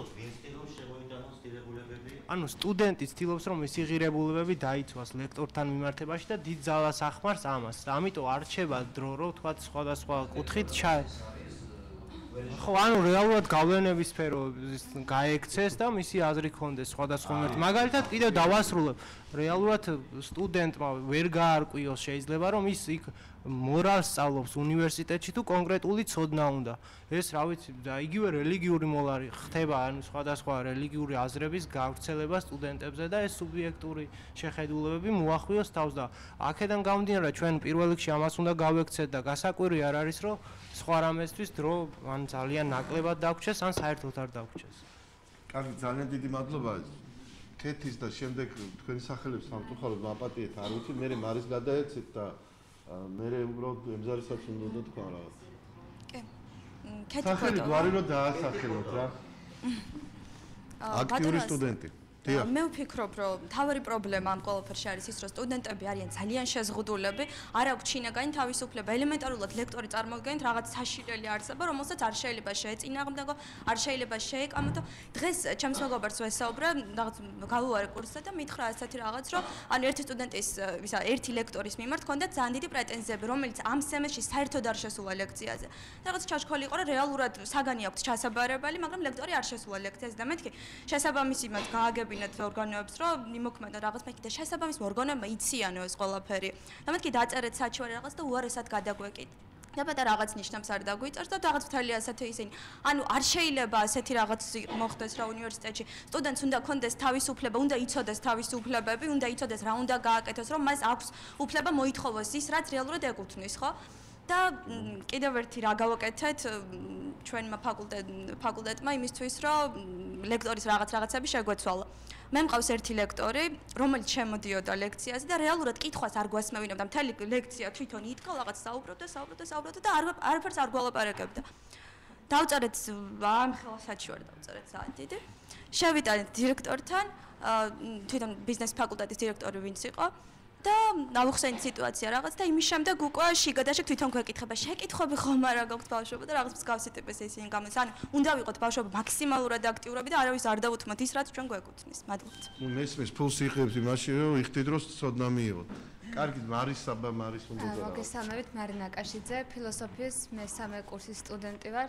მინდა აღნიშნო რომ აი რა შეიცვალა ეს იყო ესეთი კითხვა ეროვნული გამოცდების ანუ ეროვნულ გამოცდებამდე როგორი სისტემა იყო და დღეს როგორია მე ვერ გეტყვით მანამდე როგორი იყო მაგრამ დღეს აბსოლუტურად არაფერი არ არის ანუ შეიძლება ძალიან ასე ვთქვათ პესიმისტური ვარ განწყობილი მაგრამ ანუ ისევ ჩვენ სწავლობთ ერთ სემესტრში აღორძინების ფილოსოფიას და ძალიან ზედაპირულად ისევ ძირითადად გავდივართ სახელმძღვანელობით და უფრო თეორიას რა თქონდეს ფილოსოფია და უფრო პრაქტიკას უფრო ცოტა დრო ეთქმება. მე არ ვიცი ალბათ ძალიან ვრცელი თემა და ცოტა ვრცლად ვისაუბრებ. პირველ რიგში რა თქმა უნდა ამ ყველაფრის მიზეზი არის რეფორმა და სისტემა, რაც არაძლევს საშუალებას ან კლient განათლების სისტემას იყოს ასე ვთქვათ მივიღოთ მაღალი ხარისხის განათლება. პირველ რიგში აუცილებლად დამოუკიდებელი უნდა იყოს სახელმწიფოსგან უნივერსიტეტი. პირველ რიგში გულისხმობს იმას იასპერსის უნივერსიტეტის იდეიდან, ასე ვთქვათ, მოვიყვან ციტატას, რომ პირველ რიგში უნივერსიტეტის ადმინისტრაცია არ უნდა ინიშნებოდეს სახელმწიფოსგან და არ უნდა იყოს გატარებული ერთი კონკრეტული ანუ სახელმწიფო პოლიტიკური იდეები, ასე ვთქვათ, რაც დღეს ყველა მიცით, რომ ესე არ არის ჩვენთან. პოლიტიზირება მე მესმის, სწორედ ის სიტუაცია, რაც ჩვენს უნივერსიტეტში, ანუ მხოლოდ სახელმწიფო პარტიის ინტერესების დაცვა უნივერსიტეტში, რაც გულისხმობს ეს მე პირადად მქონდა ესეთი პრაქტიკა, როდესაც ვიყავი პირველ კურსზე, შევიტანე განაცხადი დასაქმების სტუდენტურ დასაქმებაში, მიმიღე მონაწილეობა და ესეთი თვითმმართველობიდან ესეთი გაფრთხილება, რომ დაგირეკავენ უთხარით, რომ სააკაშვილის ვაძლევთ არჩევნებში ხმას. ყველა სტუდენტმა ასე გავაკეთეთ და რა თქმა უნდა გააკეთეს კიდეც. მე არ მესმის რატომ უნდა გადიოდეს სტუდენტურ თვითმმართველობის წევრები სხვადასხვა პრეზიდენტების ჩამოსვლას და იქ გებოდნენ, იმიტომ რომ მასა შეიქმნას სივრცე. მე ვარ თვითმმართველობის წევრი და ვიცი რაც ხდება ზოგადად იქ. უნივერსიტეტის მისია პირველ რიგში უნდა იყოს აკადემიური, ანუ პირველ რიგში უნდა ემსახურებოდეს მეცნიერებას და ასევე ეს უნდა იყოს ანუ სტუდენტი უნდა გამოვიდეს როგორც მოქალაქე უნივერსიტეტიდან. რამდენად ობიექტურები არიან ზოგადად ანუ ლექტორები თვლი რომ არ არის ჩვენთან მაინც ადვილია რომ მიიღო ნიშანი და ადვილია ასე ვთქვათ კარგ ნიშანზე ისწავლო საშუალო ნიშანზე მაინც და რაც შეეხება რამდენად გამოგვდის ის რომ ჩვენ მოვითხოვოთ და შევცვალოთ თუ მოითხოვ აუცილებლად გამოგივა და თუ ბოლომდე ჩვენ ისევ ჩვენს პრაქტიკას მოვიყვან ლექტორთან მიმართებაში თუნდაც დიდ პრობლემებთან იყო დაკავშირებული ეს, მაგრამ მაინც ანუ არა აკადემიურობას ეხებოდა ეს თვალსაზრისით და ფიქრობ, რომ აუცილებელი არის მაკონტროლირებელი, ასე ვთქვათ, ჯგუფი ადამიანების, ვინც შეამოწმებიან ლექტორობის აკადემიურობას. იმიტომ რომ სტუდენტებს ძალიან გაუჭირდებათ დაასაბუთონ თუ რაში ცდება ლექტორი და რაში ვერ ცდება. ვინაიდან ადმინისტრაციამ და არც დეკანატმა არ იცის, ანუ არ არის ჩახედული ყველა მეცნიერებაში სათანადოდ რომ მან შეაფასოს ლექტორი. ну, თუნდაც ფილოსოფიაშიც ყველაზე ცუდად სწორედ ამ სფეროში არიან ჩახედულები, არა მარტო ჩვენს უნივერსიტეტში, ზოგადად საქართველოში. დიახ. და თავარი პრობლემა არის ის, რომ ჩვენ ვერ დაარვამბობთ ვსაუბრობთ პრობლემებზე იქ, სადაც ყველაზე მეტად საჭირო და მე გავიხსენებ რამდენიმე თვის წინანდელ მოვლენას, ეს არის აკრედიტაციის ანუ დღე, როდესაც გვესტუმრნენ უნივერსიტეტში და იქ ანუ უნივერსიტეტმა აკრედიტაცია გაიარა მხოლოდ და მხოლოდ სტუდენტების ეკონომიკური სიდოხჭირის ხარჯზე. და რას გულისხმობ აქ? ყველამ ანუ არავინ არის საუბრა უნივერსიტეტის ძირეულ და ასე ვთქვათ მტკივნელ პრობლემებზე. ყველამ თვალი დაახუჭა და ყველა ისე იყო, მე მქონდა პრობლემები ამასთან დაკავშირებით ბატონო გიორგი, იცით? ანუ ჩვენ ვერ ვსაუბრობთ სტუდენტები იმის გამო, რომ ჩვენ არ გვინდა დაგვიხურონ უნივერსიტეტი, მხოლოდ იმიტომ, რომ ჩვენ სხვა ქალაქში ვერ გავაგრძელებთ სწავლას. 90% ყოველ შემთხვევაში ვერ გავაგრძელებთ და თუნდაც შეიძლება მე პირადად შემეძლოს წასვლა, თუმცა მე ჩემი კურსელების გამო შევიკავებ თავს, რომ აი იმ დღეს გავჩუმდე. და ესე უმრავლესობა აი ამის ხარჯზე არის დღეს ჩვენი უნივერსიტეტი, ასე ვთქვათ, აკრედიტაცია გავლი. და რა ვიცი, ჩემს უნივერსიტეტს ზოგადად ბოლო დროს ვიძახი, რომ ცისფერ თებში მგონია თავით, ხო? ერთი და იგივე ფრაზა, აბა მე აქ რას ვაკეთებ, ყველაფერს მოვაგვაროთ, ყველაფერი გადაწყდება, და მხოლოდ სტუდენტების ნაწილი იძახეს, გაიტანეთ ეს სურათი აქედან და მხოლოდ ნაწილი ეს მოაგვარეს. მადლობა. თქვენ გვერდით მეგობარს გადაეცეთ აგერ, სურვილი ქონდა რაღაც. მას უბრალოდ სანამ იტყვი ერთ რამეს გეტყვით ოფისში. პარმენს ემახსოვრება ჩვენთან ოფისში, ერთად მუშაობდით პარმენის ერთად, მოვიდნენ ორი გოგონა მყავდა სტუდენტი. მოიტანეს წიგნი და გთხოვეს გადაგვიქსეროს. წიგნს პირველივე გვერდზე. ანუ შესავალი კარლ და მარქსი და ენგელსის ეს რა არის და ეს შესავალი გვაქვს სასწავლი. ანუ ლექტორმა მიუთითა წიგნი და მე მგონი ლექტორსაც არ ქონდა ჩახედილი, რომ მარქსი და ენგელსის შესავალი და ეს წიგნი ეხებოდა ლიტერატურას. აღმოსავლეთით ძალიან პოპულარულია ახლა სოფლიოში. გასაგებია, მაგრამ ლიტერატურასთან დაკავშირებით ბავშვს უნდა ესწავლა პირველი სამი გვერდი, რომელიც კარლ და მარქს ენგელსის ერთი ნახევარი გვერდი ეთმობოდა. ანუ ამ ბავშვს ეს ზეპირად უნდა ესწავლა. ჩვენ კი გადავაგვსერვიქცეთ, მაგრამ სიცოცხლეში გვხვდებოდით, ასე აღმოსავლეთ ლიტერატურასთან მარქსი და ენგელსი რა კავშირში იყო ვერ მივხვდი. კარგი. ბატონო ასლანი, ერთ რაღაცას დავამატებ, წეგან ეროვნულ გამოცდებს შევეხეთ და არ ვიცი თქვენთვის თუა ცნობილი, წელს ერთიან ეროვნულ გამოცდებზე ქართული გამოცდა გახდა 80 ქულიანი და ლიტერატურა არის საერთოდ ამოღებული. ანუ ის ლიტერატურული ნაწარმოებები, რომელიც ყველა ქართველმა უნდა იცოდეს, ჩემი აზრით, რეალურად არის ამოღებული და რაზეც რეაგირება უნდა მოვახდინოთ დროულად. მე მგონი ქართულმა კი არა, საქართველოს მოქალაქემ ყველამ უნდა იცოდეს ის ლიტერატურა. არა, მაგაში გეთანხმებით, ხარვეზები ყველგან იქნება, მაგრამ გასაგები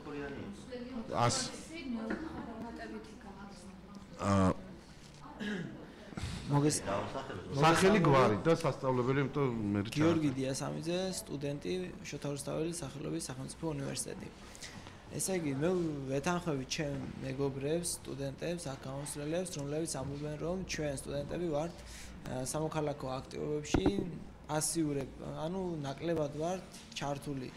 და დიდად არ ვიწუხებ შეიძლება რაღაც მიზეზების გამო თავს. არიან სტუდენტები, რომლებიც თქვა არიან უკვე ჩართული და შედეგით სახეზეა. მე აქ ბატონმა გიამ დასვა ესეთი კითხვები, რომ რამდენად არიან ლექტორები ობიექტურები. ლექტორები არიან ობიექტურები, თუმცა არ ვიცი ახლა ეს ობიექტურება ვის როგორ მიაჩნია. მე ვიცნობ ლექტორს, რომელიც ამბობს ნიშნის გამო ჩემს თქვა იგივე სხვა ლექტორთან ან ჩემს მეგობართან არ გავიფუჭებ ურთიერთობას, მე შემიძლია დავწერო მაღალი ნიშანი იმ შემთხვევაში, თუ ის იქნება თქვა ჩემი მეგობრის შვილი და ასე შემდეგ. ეგ საჯაროდ ამბობს ამას სტუდენტებთან? კი, საჯაროდ ამბობს, ვიცნობ ესეთ. და ის სტუდენტები რას ამბობენ, რომელსაც ნათესავი აყავს? უბრალოდ ისა, გულით კივათ რომ ის გულით კივათ რომ მისი თქვა ბიძია მამიდან ნათესავი არ არის თქვა უნივერსიტეტში ლექტორი ან სხვა რაიმე ტიპის მუშაკი სახელმწიფო. არა, მე მესმის გამოცდა რომ მეწყობოდა, მაშინ მახსენდებოდა ჩემი 20 წლის მეგობრებს რომ მე ვარსებობდი ახლა. მაგი ყოველთვის იარსებებს, მაგრამ ან თუ ამბობს ამას საჯაროდ, ხომწფელი ყოფილა სლად შავს უნდა იყო. ჩუმად რომ გააკეთოს ხომ არის? კეთი არის ის შენიყვა, ვაცალოთ სხვას დასრულება და არა, მიკროფონში არის. ანუ კეთი ინტერნეტში ჩანაწერიც ხომ მიდის და ლაივშიც მიდის და 17 14 ადამიანი რო უყურებს, ვერ გაიგონებს შერასამყაროს. დავამატებ, ესე იგი, ვიცნობ ისეთ ლექტორს, რომელიც გამოიყვანს თქვათ ერთ მოხსენებელს სტუდენტის სახით და შემდეგ თვითონ იწყებს ამ თეორიული მასალის თქვათ წაკითხვას, რა თქმა უნდა, ჩვენზე და სტუდენტებზე უკეთ, მაგრამ ფაქტიურად თქვათ საბოლოო ჯამში ხდება ისე, რომ ვარ ძალიან ბევრი შეუფასებელი ნიშნის მიხედვით ვიძახი და ვერ ვაფიქსირებ ჩვენს აზრს თუნდაც და თავისუფალი აზრის გამოთქონდა პარალელის გავლება უბრალოდ შეზღუდულია. ესეთი სიტუაციებიც არის. რაც შეეხება ურთიერთობებს, ჩემი აზრით ლექტორსა და სტუდენტ შორის ურთიერთობები არ ვიცი ადრე როგორ იყო, რომ ახლა თქვა დაქვეითებულია, მაგრამ ანუ არ მაქვს დიდი ასაკი რომ თქვა სხვადასხვა ეპოქის ან ისტორიულად არ მაქვს განათლება რომ ვიცოდე ადრე რა ურთიერთობა გქონდეთ.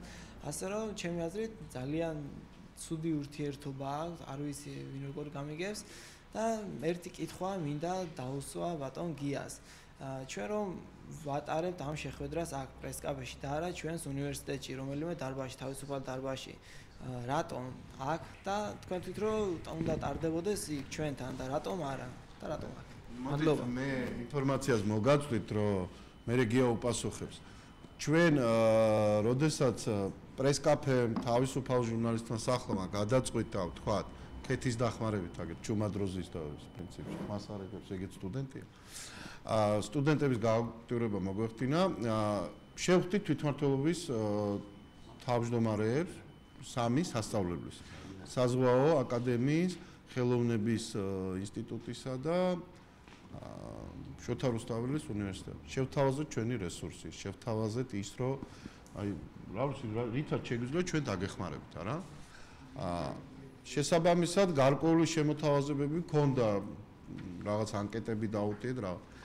მათი მხრიდან კი, თანხმობა იყო, მზაობა იყო, მაგრამ მხოლოდ განცხადება კი და შემდეგ თქვათ ერთჯერ შევაწუხეთ, ორჯერ შევაწუხეთ.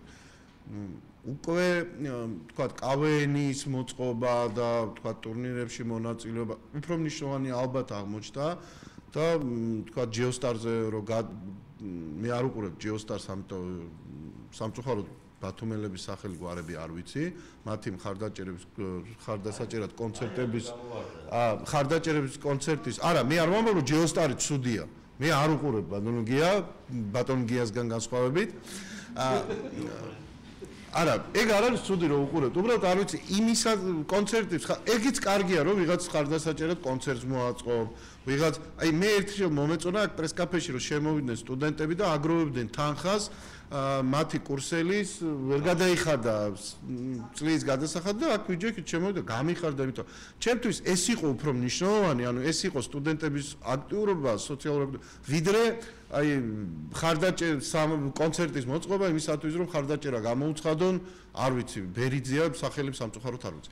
ამიტომ ეს არ არის სოციალური აქტივობა, ეს გარკვეული აქტივობა, მაგრამ ჩვენ რომ თავაზობდით, ახლა მათგან რეაქცია არ იყო, რეაქცია იყო, მაგრამ შემდგომ გაგრძელება არ მოყოლია და ახლა უკაცრავად და ასჩელ არ ვეტყვით ადამიანებს ჩაერთეთ. ჩვენ გეგმავდით მაგალითად ბატონ გიოც იყო, როდესაც პირველი კინოჩვენება მოგვეწყო თვითმმართველობასთან ერთად, ხო? ეგეც არ გამოგვივიდა და ახლა ძალით ვერავის ვერ მოვიყვა. ამიტომ რატო უნივერსიტეტში არ ტარდება, ალბათ გია ამაზე უფრო უკეთესად იტყვის, მაგრამ ჩვენ მხრიდან იყო მცდელობა. ჩვენ ისიც კი უთხარით ნებისმიერ თქვენ ღონისძიებას შეგვიძლია ინტერნეტში პირდაპირ გავუშვათ. გინდათ ის კავენი იყოს, გინდა ის კონცერტი იყოს, კი ბატონო, ჩვენ ამისთვის მზად ვართ. ტექნიკურად თული იქნება, მაგრამ ამას გავაკეთებთ, მაგრამ ახლა არ ვიცი. მათი მხრიდან მე როგორც ვიცი, ქეთი რამოდენიმე ჯერ შეაწუხა, რამოდენიმე ჯერ დაურეკა. თავზე ძალა არ არის ახლა. უნივერსიტეტს სურვილს გამოხატავს, სხვათა შორის ლექტორებიც რომ მოსულიყო, ახლა ძალიან კარგია რომ პერსონიფიცირებას არ ვახდენთ, იმიტომ ერთი ადამიანის სახელი გვარის დასახელებით პრობლემა არ გადაწყდება, ეს არის სისტემური, არა? მე ვიღაცა დავასახელე, ბატონო, მე ვიყავი ლექტორი და ასლან ჭანიძე. კი ბატონო, ჩემზეც დაუწერიათ სტუდენტებს საჩივრები, იმიტომ 7 კაცს არ დაუწერე ნიშანი და ბრიცხავდი უნივერსიტეტში. მაგრამ ეს ხო არ ნიშნავს რომ ზოგადად მე ვიყავი არაობიექტური ლექტორი, ხო? მაგრამ ახლა ადამიანის სახელის გვარი დასახელებით, პრობლემას ვერ გადავწყვეტ. აქ არის ზოგადი პრობლემა, იმიტომ უნივერსიტეტში ვიღაცა უნდა იყოს დაინტერესებული, რომ მის უნივერსიტეტში, აი მე მაგალითად ჩემ შვილს, რომელიც თქვათ 3 წელიწადში გავა ეროვნულ გამოცდებს, არ მივცემ რეკომენდაციას, რომ ჩაწეროს ბათუმის შოთა რუსთაველის სახელმწიფო უნივერსიტეტი. არ მივცემ რეკომენდაციას. მე-10 კლასშია. ანუ არ მივცემ ემზარს, სწორედ გამიგე, იმიტომ რომ მისთვის ეს სწავლა იქნება, ვიცი, სწავლა ლექციაზე და ზამოვა ლექციიდან. უინტერესო იქნება. არც ის მაქვს პანაცეა დღეს, რომ აი მაგალითად როგებულობს 4-იანს ქიმიაში, ხო? მე 3-იანი მყავდა, მტკიცე 3-იანი. არ ჩამებარები არაფერი, საერთოდ უბრალოდ მასწავლებელთა სკოლაში შევთანხმდით, რომ გაკვეთილებზე ხელს არ შეუშლიდ. ჩემგან ქიმიკოსი არ გამოვიდოდა. არც ფიზიკოსი და მიწერდა ამ 3-იანს და განცდა იმის გამო, რომ ცუდი ნიშანი მყავდა ქიმიაში და ფიზიკაში, არ იყო ცუდი.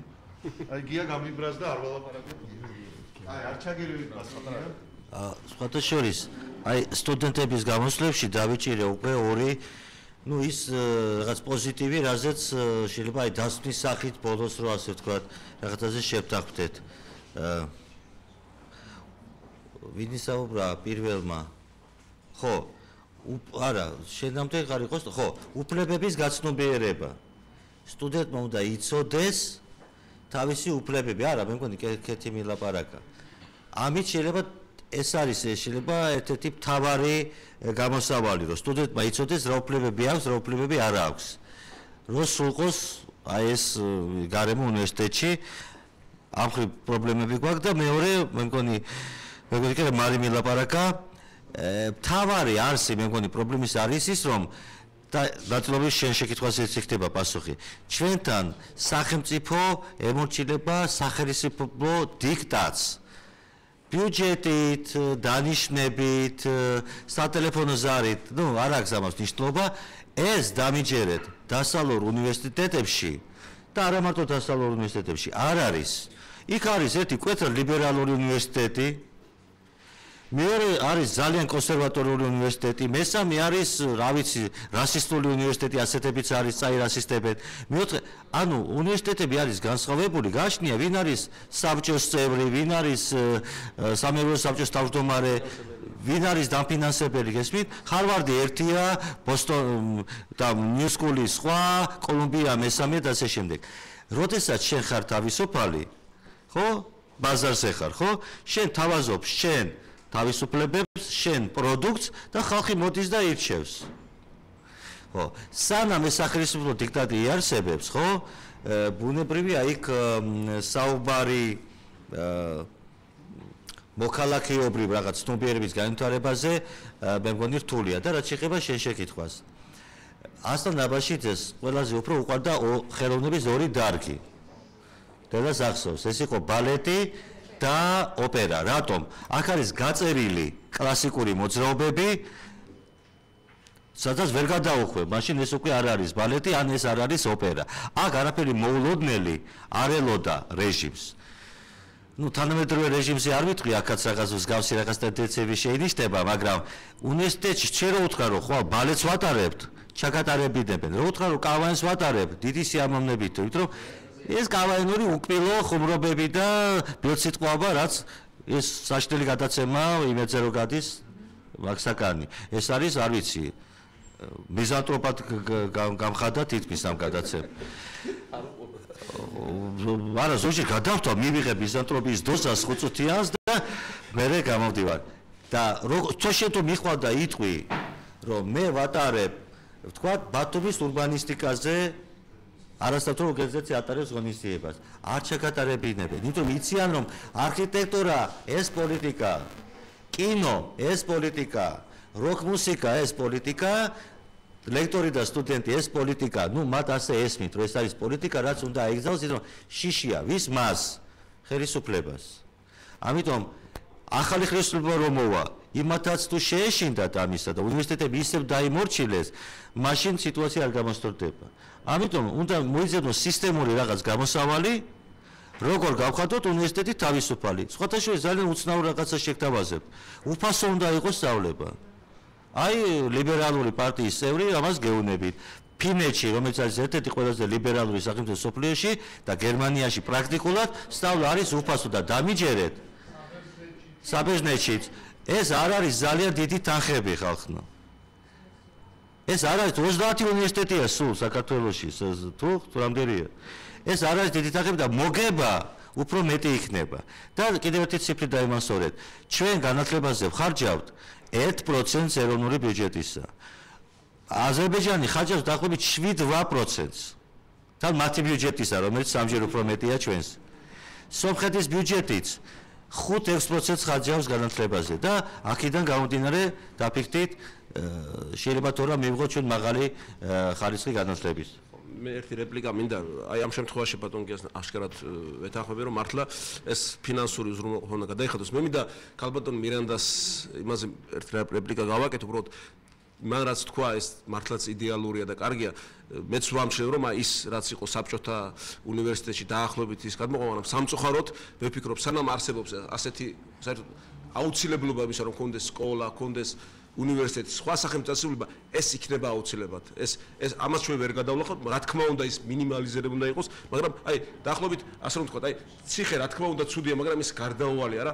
არ ვადარებ უნივერსიტეტს ციხეს, თუმცა შეიძლება ბევრი რამეში გავდეს ერთმანეთს, მაგრამ აი იდეალური სიტუაცია იქნება, როცა ჩვენ არ დაგვჭირდება უნივერსიტეტი, იმდენად რაღაც განვითარებულები ვიქნებით. შეიძლება ეს დროს მოვიდეს. მე მინდა უბრალოდ გავაგზელო აი ჩემი თეზა, უბრალოდ აქ მე შემთხვევით არ მიხსენებია ტიტანიკი, ან ის პორტუგალია, ხა იქ გასაგებია რომ ეკონომიკური კრიზისია, მაგრამ ეს სწორედ იმას ვამბობ, რამ გამოიწვია ეს ეკონომიკური კრიზისი და მე მინდა ერთი რამე გთხოვოთ სტუდენტებს და ჩემს ნებისმიერ სხვა ადამიანს ქართველებს, ზოგადად რომ კი ჩვენ მართლა კარგია, როდესაც გამოცდილებას ვიღებთ, მაგრამ ეს რაღაც მიმბაძველობის მანია როგორ უნდა დავძლოთ და დავინახოთ კარგშით რაღაც ის მინუსები, რომელიც გასაგებია რომ ჩვენ უცბად ვერ გადავალთ იდეალურ სისტემაში, მაგრამ უნდა გვახსოვდეს რომ აი სწორედ ის მინუსები, რომელიც არსებობს დასავლურ განათლების სისტემაში, ერთ-ერთი მიზეზია იმ პრობლემის, რაც არსებობს და ჩვენ უნდა გავიაროთ დასავლური გზა, მაგრამ ესეც უნდა გავითვალისწინოთ. თუ გინდა უფრო მაღალ საფეხურზე ავიდეთ და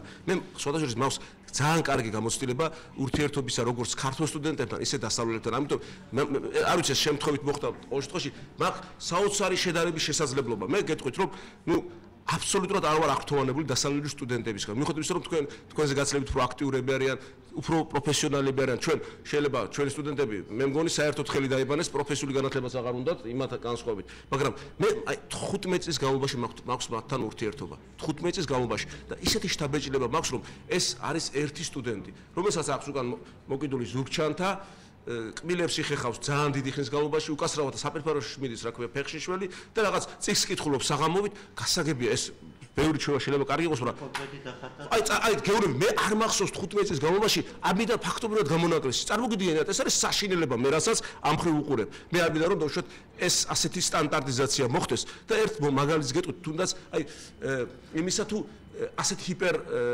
და მათთვის კიდევ ერთი დამახასიათებელი რაც მე არ მომწონს ჰიპერ ინდივიდუალიზმი. ინდივიდუალიზმი ძალიან აი ერთი მომენტი იყო, მათ ყავდათ ლექტორი, ძალიან კარგი ადამიანი, რომელიც აფინანსებდა გათხრებს, რომელსაც ჩამოყავდა სტუდენტები და როდესაც ეს ძალიან სიმბოლურად მომეჩვენა მე. როდესაც და ყოველ წელს მიდიოდნენ ხო უკან. ყველას ჰქონდა ეს ზურგჩანთები. და ჩვენ ვაცილებდით ყოველ წელს. ნუ როგორც ისინი დამოუგდება და მე არასდროს სხვის ზურგჩანთას არ იღებენ, გასაგებია და ეს ასეა, მაგრამ მოხდა ისე რომ თვითონ რომ ავიდნენ ეს მათი ლექტორი, რომელიც არა აუცილებელი ლექტორი, ისე უბრალოდ ადამიანი დარჩა, რომელსაც ბევრი ზურგჩანთა აქვს და თან გაითვალეს ამ ლექტორმა უნდა ის წაიყვანოს თბილისში, მათ მისამართი არ იციან და უნდა დააბინაოს იქ. და ეს ადამიანი საერთოდ მიადგეს, თვითონ გაიქცეს და ჩვენ ავყევით ძლივს ავასწრეთ და ჩვენ დავშეთ გავყევით იმ რა ქვია, ოჩხამორავდეთ თან ეს იყო შევარდნაძის დრო ესეთი შაუბნელი პერიოდი, სადაც არც ტაქსი იყო და არაფერი. აი გასაგებია, მე კი არ ვაფრობ ლექტორს რაღაც პიეტეტი და რაღაც ეს ამას აბსოლუტურად არ მithom, მაგრამ უბრალოდ სხვა ადამიანებს რომ ასეთი ჰიპერინდივიდუალიზმი, აი დავუშვათ ეს ჩაკეტილობა და ეს მათ ისინი გახადა რაღაც სტანდარტული ადამიანები. ამას მარტო მე არ ვლაპარაკობ. ამას თვითონ ძალიან ხშირად ევროპაშიც ამაზე ალაპარაკით, ამიტომ როდესაც ჩვენ რაღაცის მიღწევა გვინდა ამ ნათელ წერტილებს, სადაც რაც არის იქ, აი ესეც უნდა დავინახოთ და როგორმე ის მესამე, შეიძლება ამას დავარქვათ ძველი აღზრდელობითი რაღაც, თუმცა ეს აღზრდელობითი არ უნდა იყოს, როგორც გითხარით, მენტორისა და რაღაც დაქვემდებარების ურთიერთობა, მაგრამ აი ეს სულიერი ურთიერთობები, როდესაც შენს ლექტორს იმდენს ვერ ხვდები, რომ საერთო საქმესაც აბუჯებ, ამით რომ აი ხელი წამოუკრა და მარტო შენს ზურგჩანთაზე ფიქრობ და როგორ აასწრო, ხო? მაგრამ ვის თუ და დაევალოს ეს სულიერი აღზრდა? არა, ხო. ვაკ უფლება დავალება. აი დავალებაზე არა. აი ხო, აი ეს ურთიერთობა, აი როდესაც ეს არის ძალიან ისეთი მომენტი, აი პირდაპირ თქვათ ახლა. ის რომ თქვენ მოთხოვნები გაქვთ სტუდენტ, რა ქვია, ლექტორების მიმართ ეს კარგია, მაგრამ მე ახ შევამჩნევ უკვე რომ ყოველთვის ადამიანი ხდება სუბიექტური და ცდილობს გადააბრალოს დავუშვათ ლექტორს ან ლექტორი ლექტორს გადააბრალოს სტუდენტს. და ამით ასე ჩვენ ასე ვთქვათ, ყოველთვის იქნები დაპირისპირება. დაახლოებით დასავლეთში ეს მოხდეს, რომ ლექტორს ეშინია სტუდენტის ფაქტობრივად, რადგან ის ძალიან მომთხოვნა იძულებულია, მაგრამ ეს მომენტი შეიძლება კარგი იყოს, მაგრამ ეს მაინც დროებითია. გასილებით უფრო მე პროდუქტიული მეჩვენება, როდესაც ჩვენ ასე თქო გასიგრძე განებული გვაქვს, შეგრებული გვაქვს, რომ ჩვენ გვაქვს ერთი მიზანი, რომ ჩვენ ვართ ერთი სახელმწიფოს, ერთი ქვეყნის შვილები და ჩვენ ერთმანეთს ასე თქო როგორმე საერთო უნდა ვნახოთ და არა რაღაც დაყოფის მომენტები. ეს არის იდეალური ვარიანტი, აქამდე ჩვენ ეს დასავლური გამოსვლება გავართ, მაგრამ ეს უნდა გვახსოვდეს, რომ სწავლის და ასე თქო ამის მიზანი მთავარი არის, რომ ადამიანი მოხდეს, ადამიანი შემოყალიბდეს პროფესიონალიც, მოქალაქეც და სულიერად სრულყოფილი ადამიანი. ამ მესამე მომენტის გარეშე მეჩვენება რომ მიზანი არ არის და იმიტომ შევადარი ეს ტანი. უბრალოდ როგორ უნდა მოხერხდეს ამაზე მე არ მაქვს სამწუხაროდ ჯერჯერობით და არც არის. ეს რაღაც ერთ ყველამ ერთად რომ მოვიფიქროთ, როგორი ქვეყანა გვინდა ჩვენ და განათლება ამის ყველაზე მთავარი პოლიგონი იქნება ჩემი აზრით. სხვადასხვა ბელგიაში ვიღაც მოკლა ქუჩაში 5 ადამიანი. გია მაგრამ არა ეს მიკროფონის გარე. კი, ახლავე, უბრალოდ ერთი რემარკა. მოდით ამაზეც თუ გდებათ ვიფიქროთ. ერთია რომ ჩვენ გვინდა რომ მოქალაქეს აღზარდოთ, მაგრამ როგორც კი ჩვენ ვინმეს დავავალებთ, რომ თქვენ გაქვთ ამზადებლობითი ფუნქცია. ჩემტერს მივიღეთ მოქალაქეს კი არა, ამიტომ ჩვენ ხო ეს მისია ერთმანეთის ამზდელი უნდა იყოს, ასე ვთქვათ. არა ერთი მხარე, არა, ისეთოდ უნდა სიტყვა არ მომწონს. არა, უბრალოდ მივცეთ უფლება უნივერსიტეტს იყოს თავისუფალი და თვითონ აღიზრდება მოქალაქეობა. როცა თქვენ გექნებათ ყოველ დღე დისკუსიები, შეხვედრები, როდესაც მოვა განსხვავებული ხალხი და ყველა შეესწრება მათი პროდუქტის მოწოდებას, აი ხოლმე მაშინ იქნება მეგონი შესაბამისი. არის ხო დასავლეთში და პროდუქტი მაინც სხვა. აი ეხლა მე თქვენი საუბრებიდან ბატონგია ბატონოემზარ ორი ძალიან მნიშვნელოვანი ის ამოვიღე. ანუ თავისუფლება და თანამშრომლობა. ანუ აი ბოლოს ბატონოემზარ რაც საუბრობდა, იყო თანამშრომლობის რეჟიმში უნდა მოხდეს პრობლემების დაძლევა.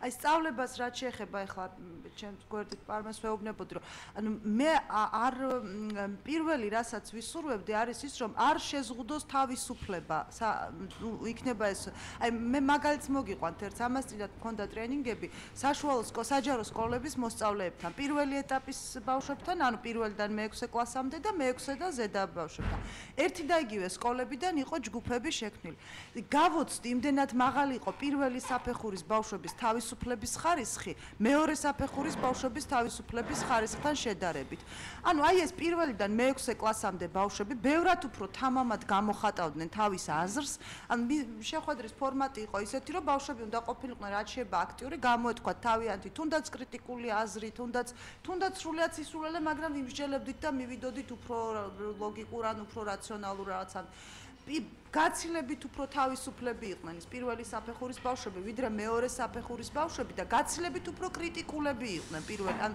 პატარები და მე მაშინ გავაკეთე ჩემთვის ესეთი საგანგაშო დასკვნა ერთი და იგივე სკოლებიდან იყვნენ ეს ბავშვები ანუ მთელი ბათუმის სკოლებიდან ამოკრეფილი იყვნენ მაშინ ჩემთვის ძალიან საგანგაშო დასკვნა გავაკეთე რომ გამოდის რომ ბავშვს თავისი ინსტინქტებით აქვს ეს შინაგანი თავისუფლება მაგრამ რაც უფრო იზრდება მით უფრო ეთრგუნება ეს თავისუფლება კრიტიკული პოზიციის აზრის გამოხატვის რაღაცა აი ამ პატარა ბავშვებს არ მორიდებიათ რომ თუნდაც ეთქვათ ისეთი რამე რაც შეიძლება ბოლომდე გააზრებული არ ქონდა არ იყო დარწმუნებული მაგრამ ამბობდა და მე მსჯელობდით იმაზე ზედა საფეხურის ბავშვებს ძალიან გაუჭირდათ კომუნიკაცია და ძალიან გაუჭირდათ ვერბალიზაცია თავისი რაღაცა შინაგანი განცდის ან შეხედულების და აი ჩემი პირველი მოთხოვნა იქნება აი მე როგორც მშობელი რა მინდა რომ ჩემმა შვილმა პირველ რიგში მე არ მინდა რომ ჩემი შვილის თავისუფლების ხარისხმა დაიწიოს სკოლაში იქნება თუ უნივერსიტეტში იქნება და ვინმე რამეთი შეზღუდოს ეს ის თავისუფლებები რაც მას კონსტიტუციით და საერთაშორისო კანონმდებლობით აქვს მინიჭებული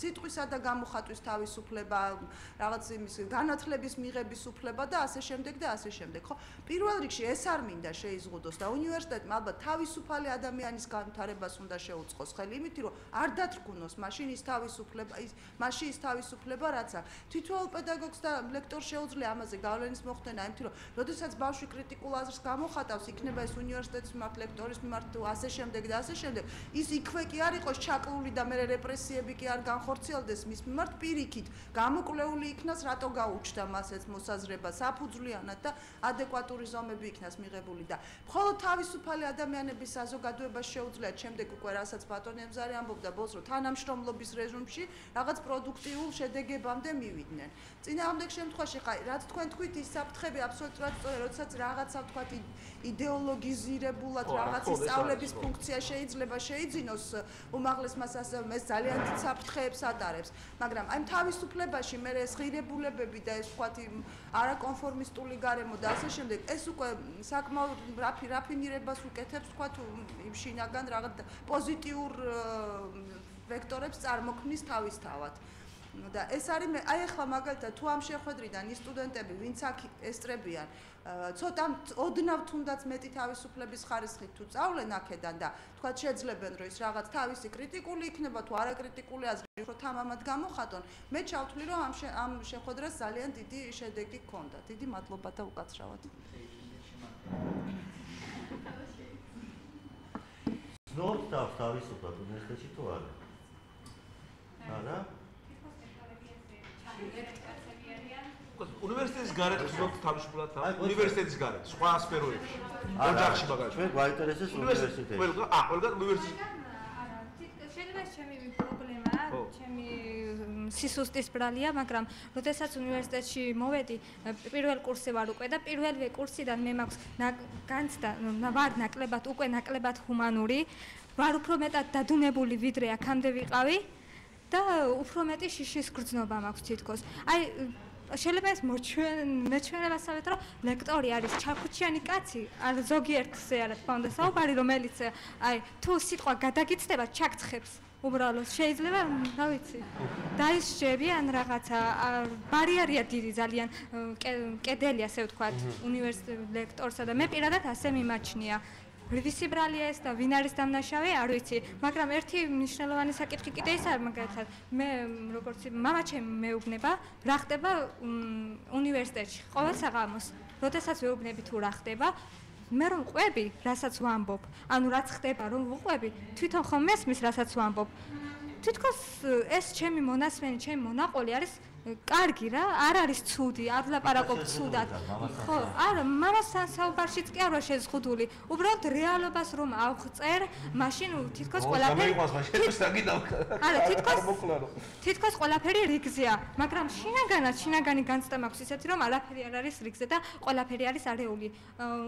იმ აბიტურიენტებია შინაგანი. აქაც ჩარჩოები ალბათ უფრო შინაგანად გრძნობ იმას რომ მე ძალიან მტკივაგული რომ არ მეთქმის აქტიური სტუდენტი ძალიან მინდა, მაგრამ ვიცი რომ ვერ გავაქტიურდები. თუ პირველივე კურსზე მე ასეთი გრძნობები მაქვს, არ ვიცი შემდეგ როგორ გავინთავებ, მაგრამ ღმერთია ჩვენი მოწყალე. იმედია ყველაფერი კარგად იქნება. აბაშიძე ლეილა. მე მიმაჩნია რომ ეს გარემოების ბრალია. უბრალოდ ადამიანები ზოგადად ვართ გარემოებათა ტყვეები. ჩვენ ყველა საკუთარი აზრი ჩამოყალიბებული მსოფლმხედველობა გაგვაჩნია. რადგან ინდივიდები ვართ, მაგრამ როდესაც ხვდებით ამ გარემოებაში ხვდებით ზუსტად ამ გარემოების ტყვე და ვკარგავთ თითქოს პიროვნულ დამოუკიდებლობას. ანუ ვისათები ხვდებით, როგორცაც ის გარემოება მოითხოვს და როგორც გარემოება ქმნის. მე მიმაჩნია რომ გაზაფხულს ერთი მერცხი ჭიკჭიკი ვერ მოიყვანს, ვერც ერთი მოიყვანს და ვერც 1000. თავად გაზაფხულს მოყავს 1 და 1000-ის. მაგრამ გაზაფხულის სწორედ ეს გარემოება უბრალოდ არ ვიცი სად არის საშველი, რაშია, მაგრამ დავით ახმები რომ მოწყალე ალბათ ხმეთ. შენ რო გათვლი რომ გარემოება ქმნისო. ამ გარემოების რაობაში თქვენ მონაწილეობთ თუ არა? აი შენ პირადად და შენი თითოეული ჩვენთაგანი მონაწილეობთ. ჩვენ რატო მაგ ლელა დუბს მაგალითად? უკვე არ მონაწილეობს.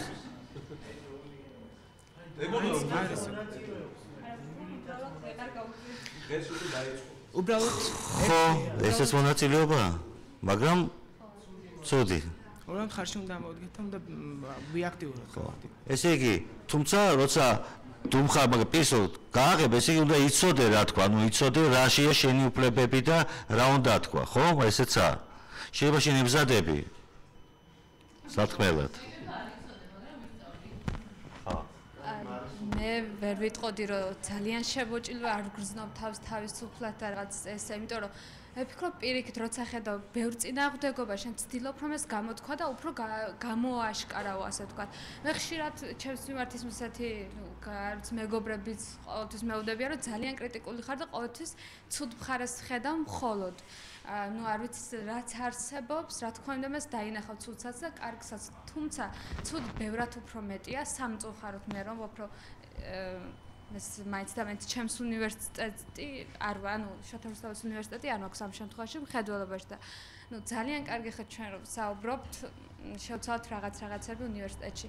პირველ რიგში აუცილებელია ცნობიერება შეიცვალოს, რომ შემდეგ რაღაცები გავაანალიზოთ და ვთქვათ, რომ აი მართლა ვნახოთ პრობლემები და მთავარი პრობლემა ის რომ სტუდენტების უმრავლესობა აბსოლუტურად ინდიფერენტული, აბსოლუტურად აი არ თვლიან რომ რაღაც გამოხატონ აზრი.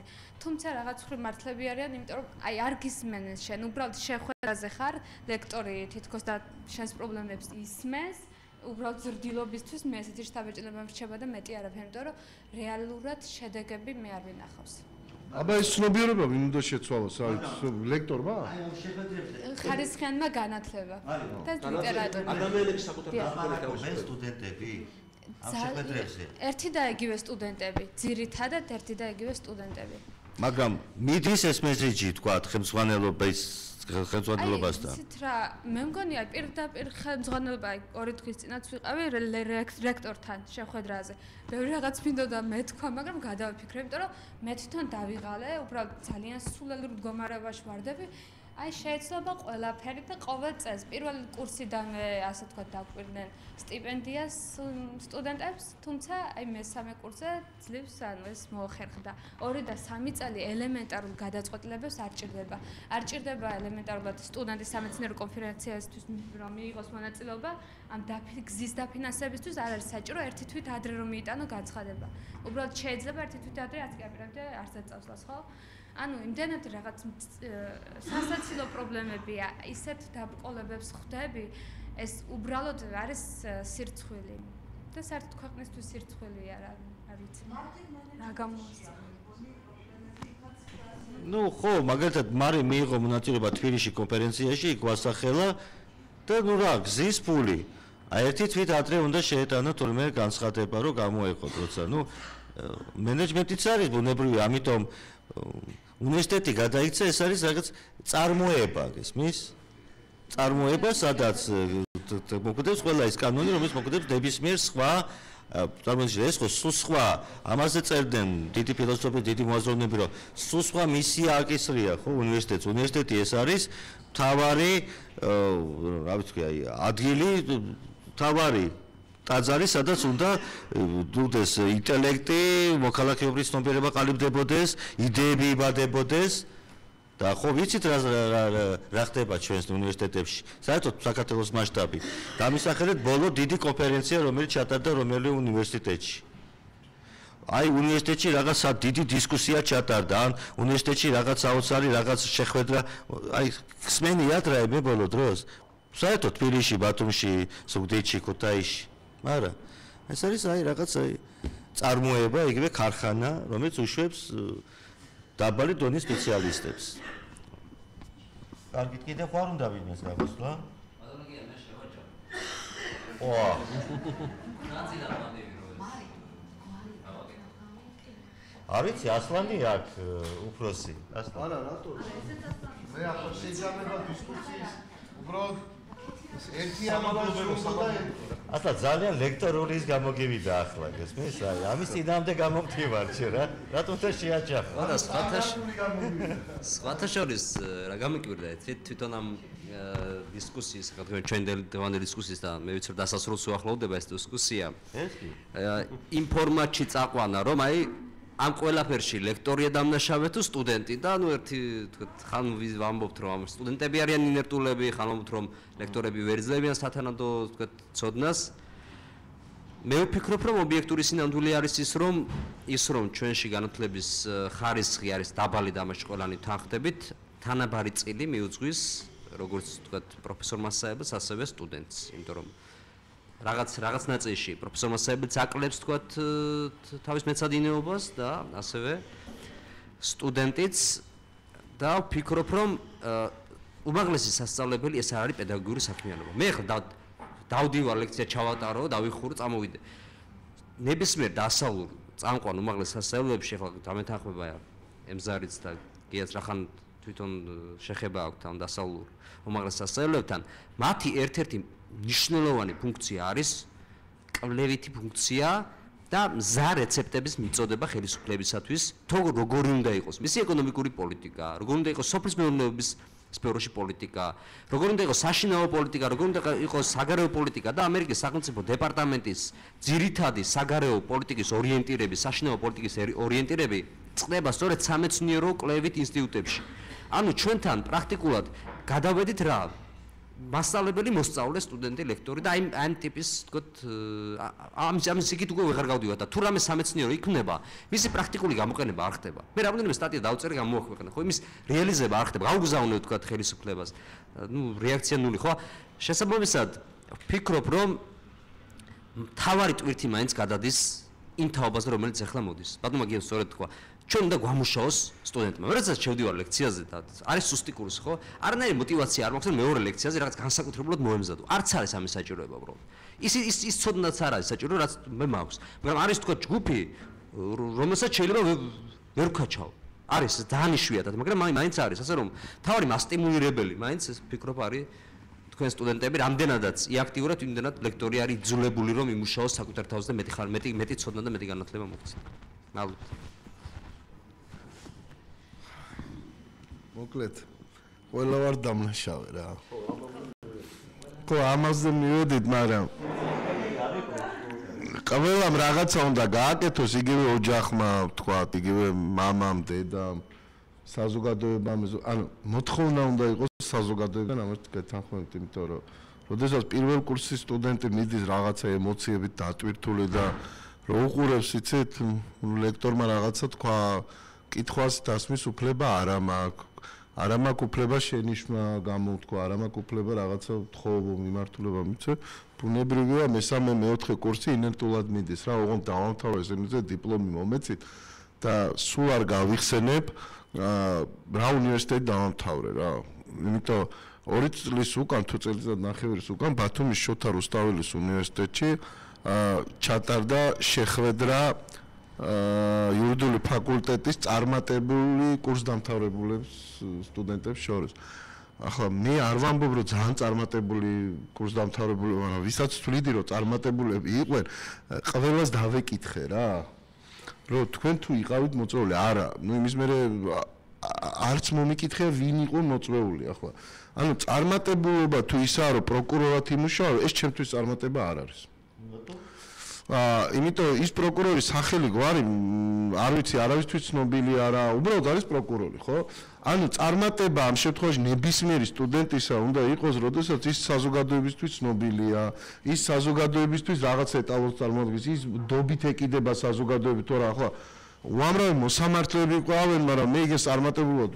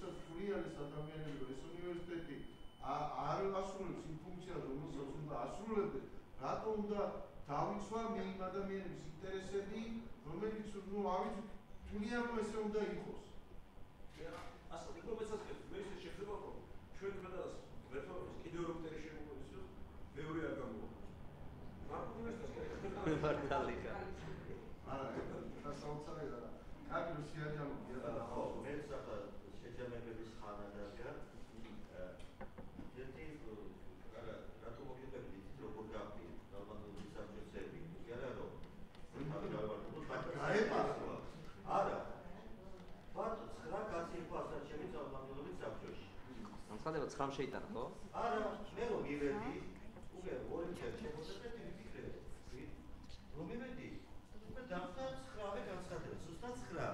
ეს რა განცხადება იყო? ერთი თვის წინ შეტანილი და შეთანხმებული. და მე აგვისტო მე-10 და მე რომ ნახა ვიღაცა რომ თურმე შეიძლება, მე კიდე 200-300 შემოიტანა. და შედეგი რა მოხდა არჩევნებზე?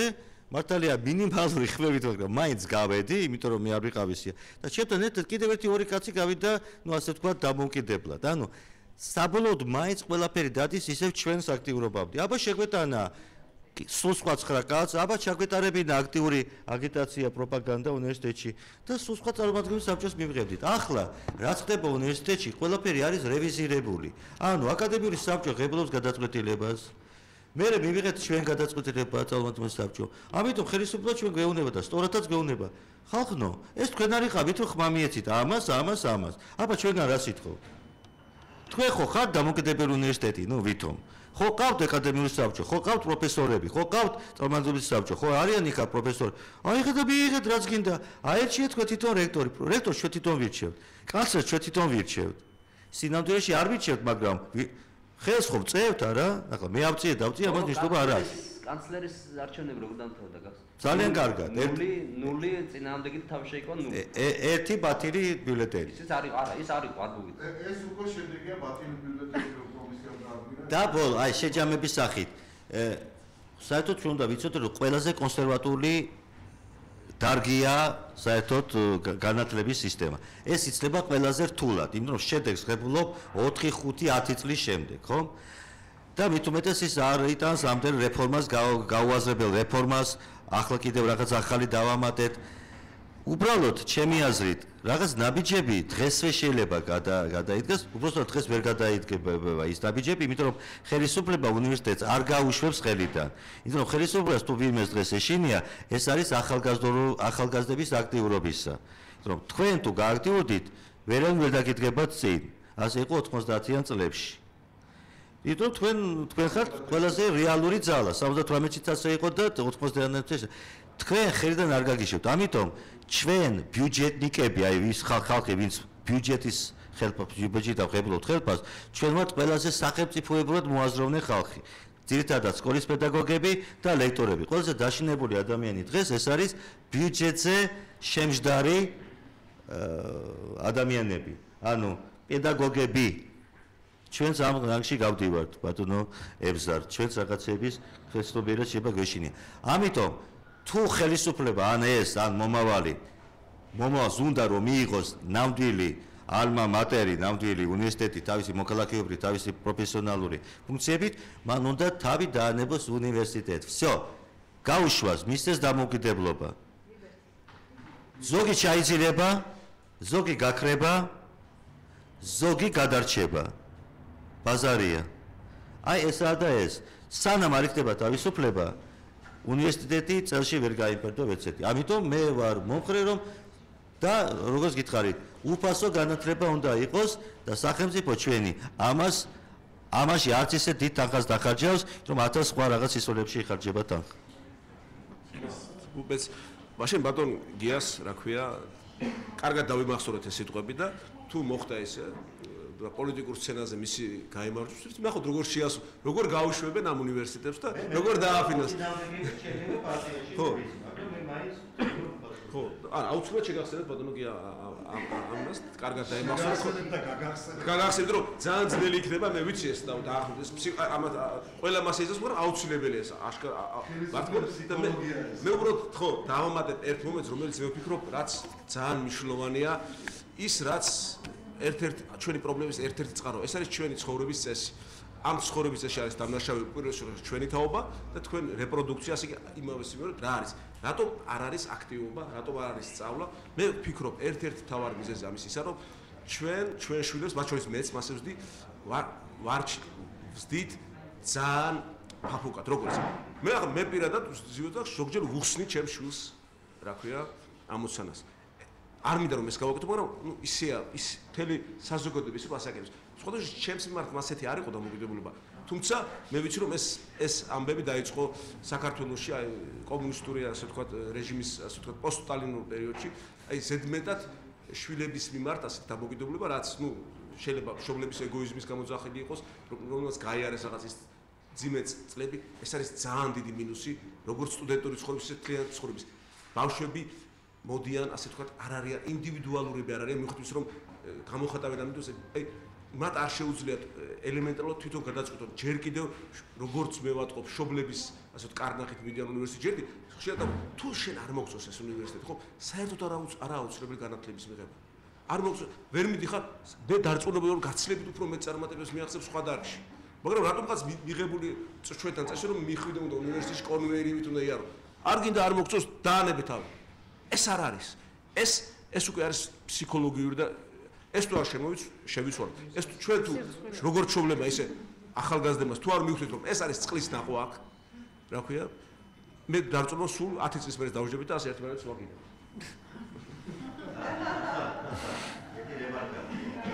ახალგაზრდას თუ იცი ხო, გავიკითხებით როგორ ამერიკაში მეკითხები ბავშვს და სწავლად ვარ და სკოლას ამთავრებდი, ხო, მე საფრთხე ხარ სასწავლებლად და არ მიდევარო სასწავლებლად. მაშინ პირველი შოკი რომ ეს გამისაგები.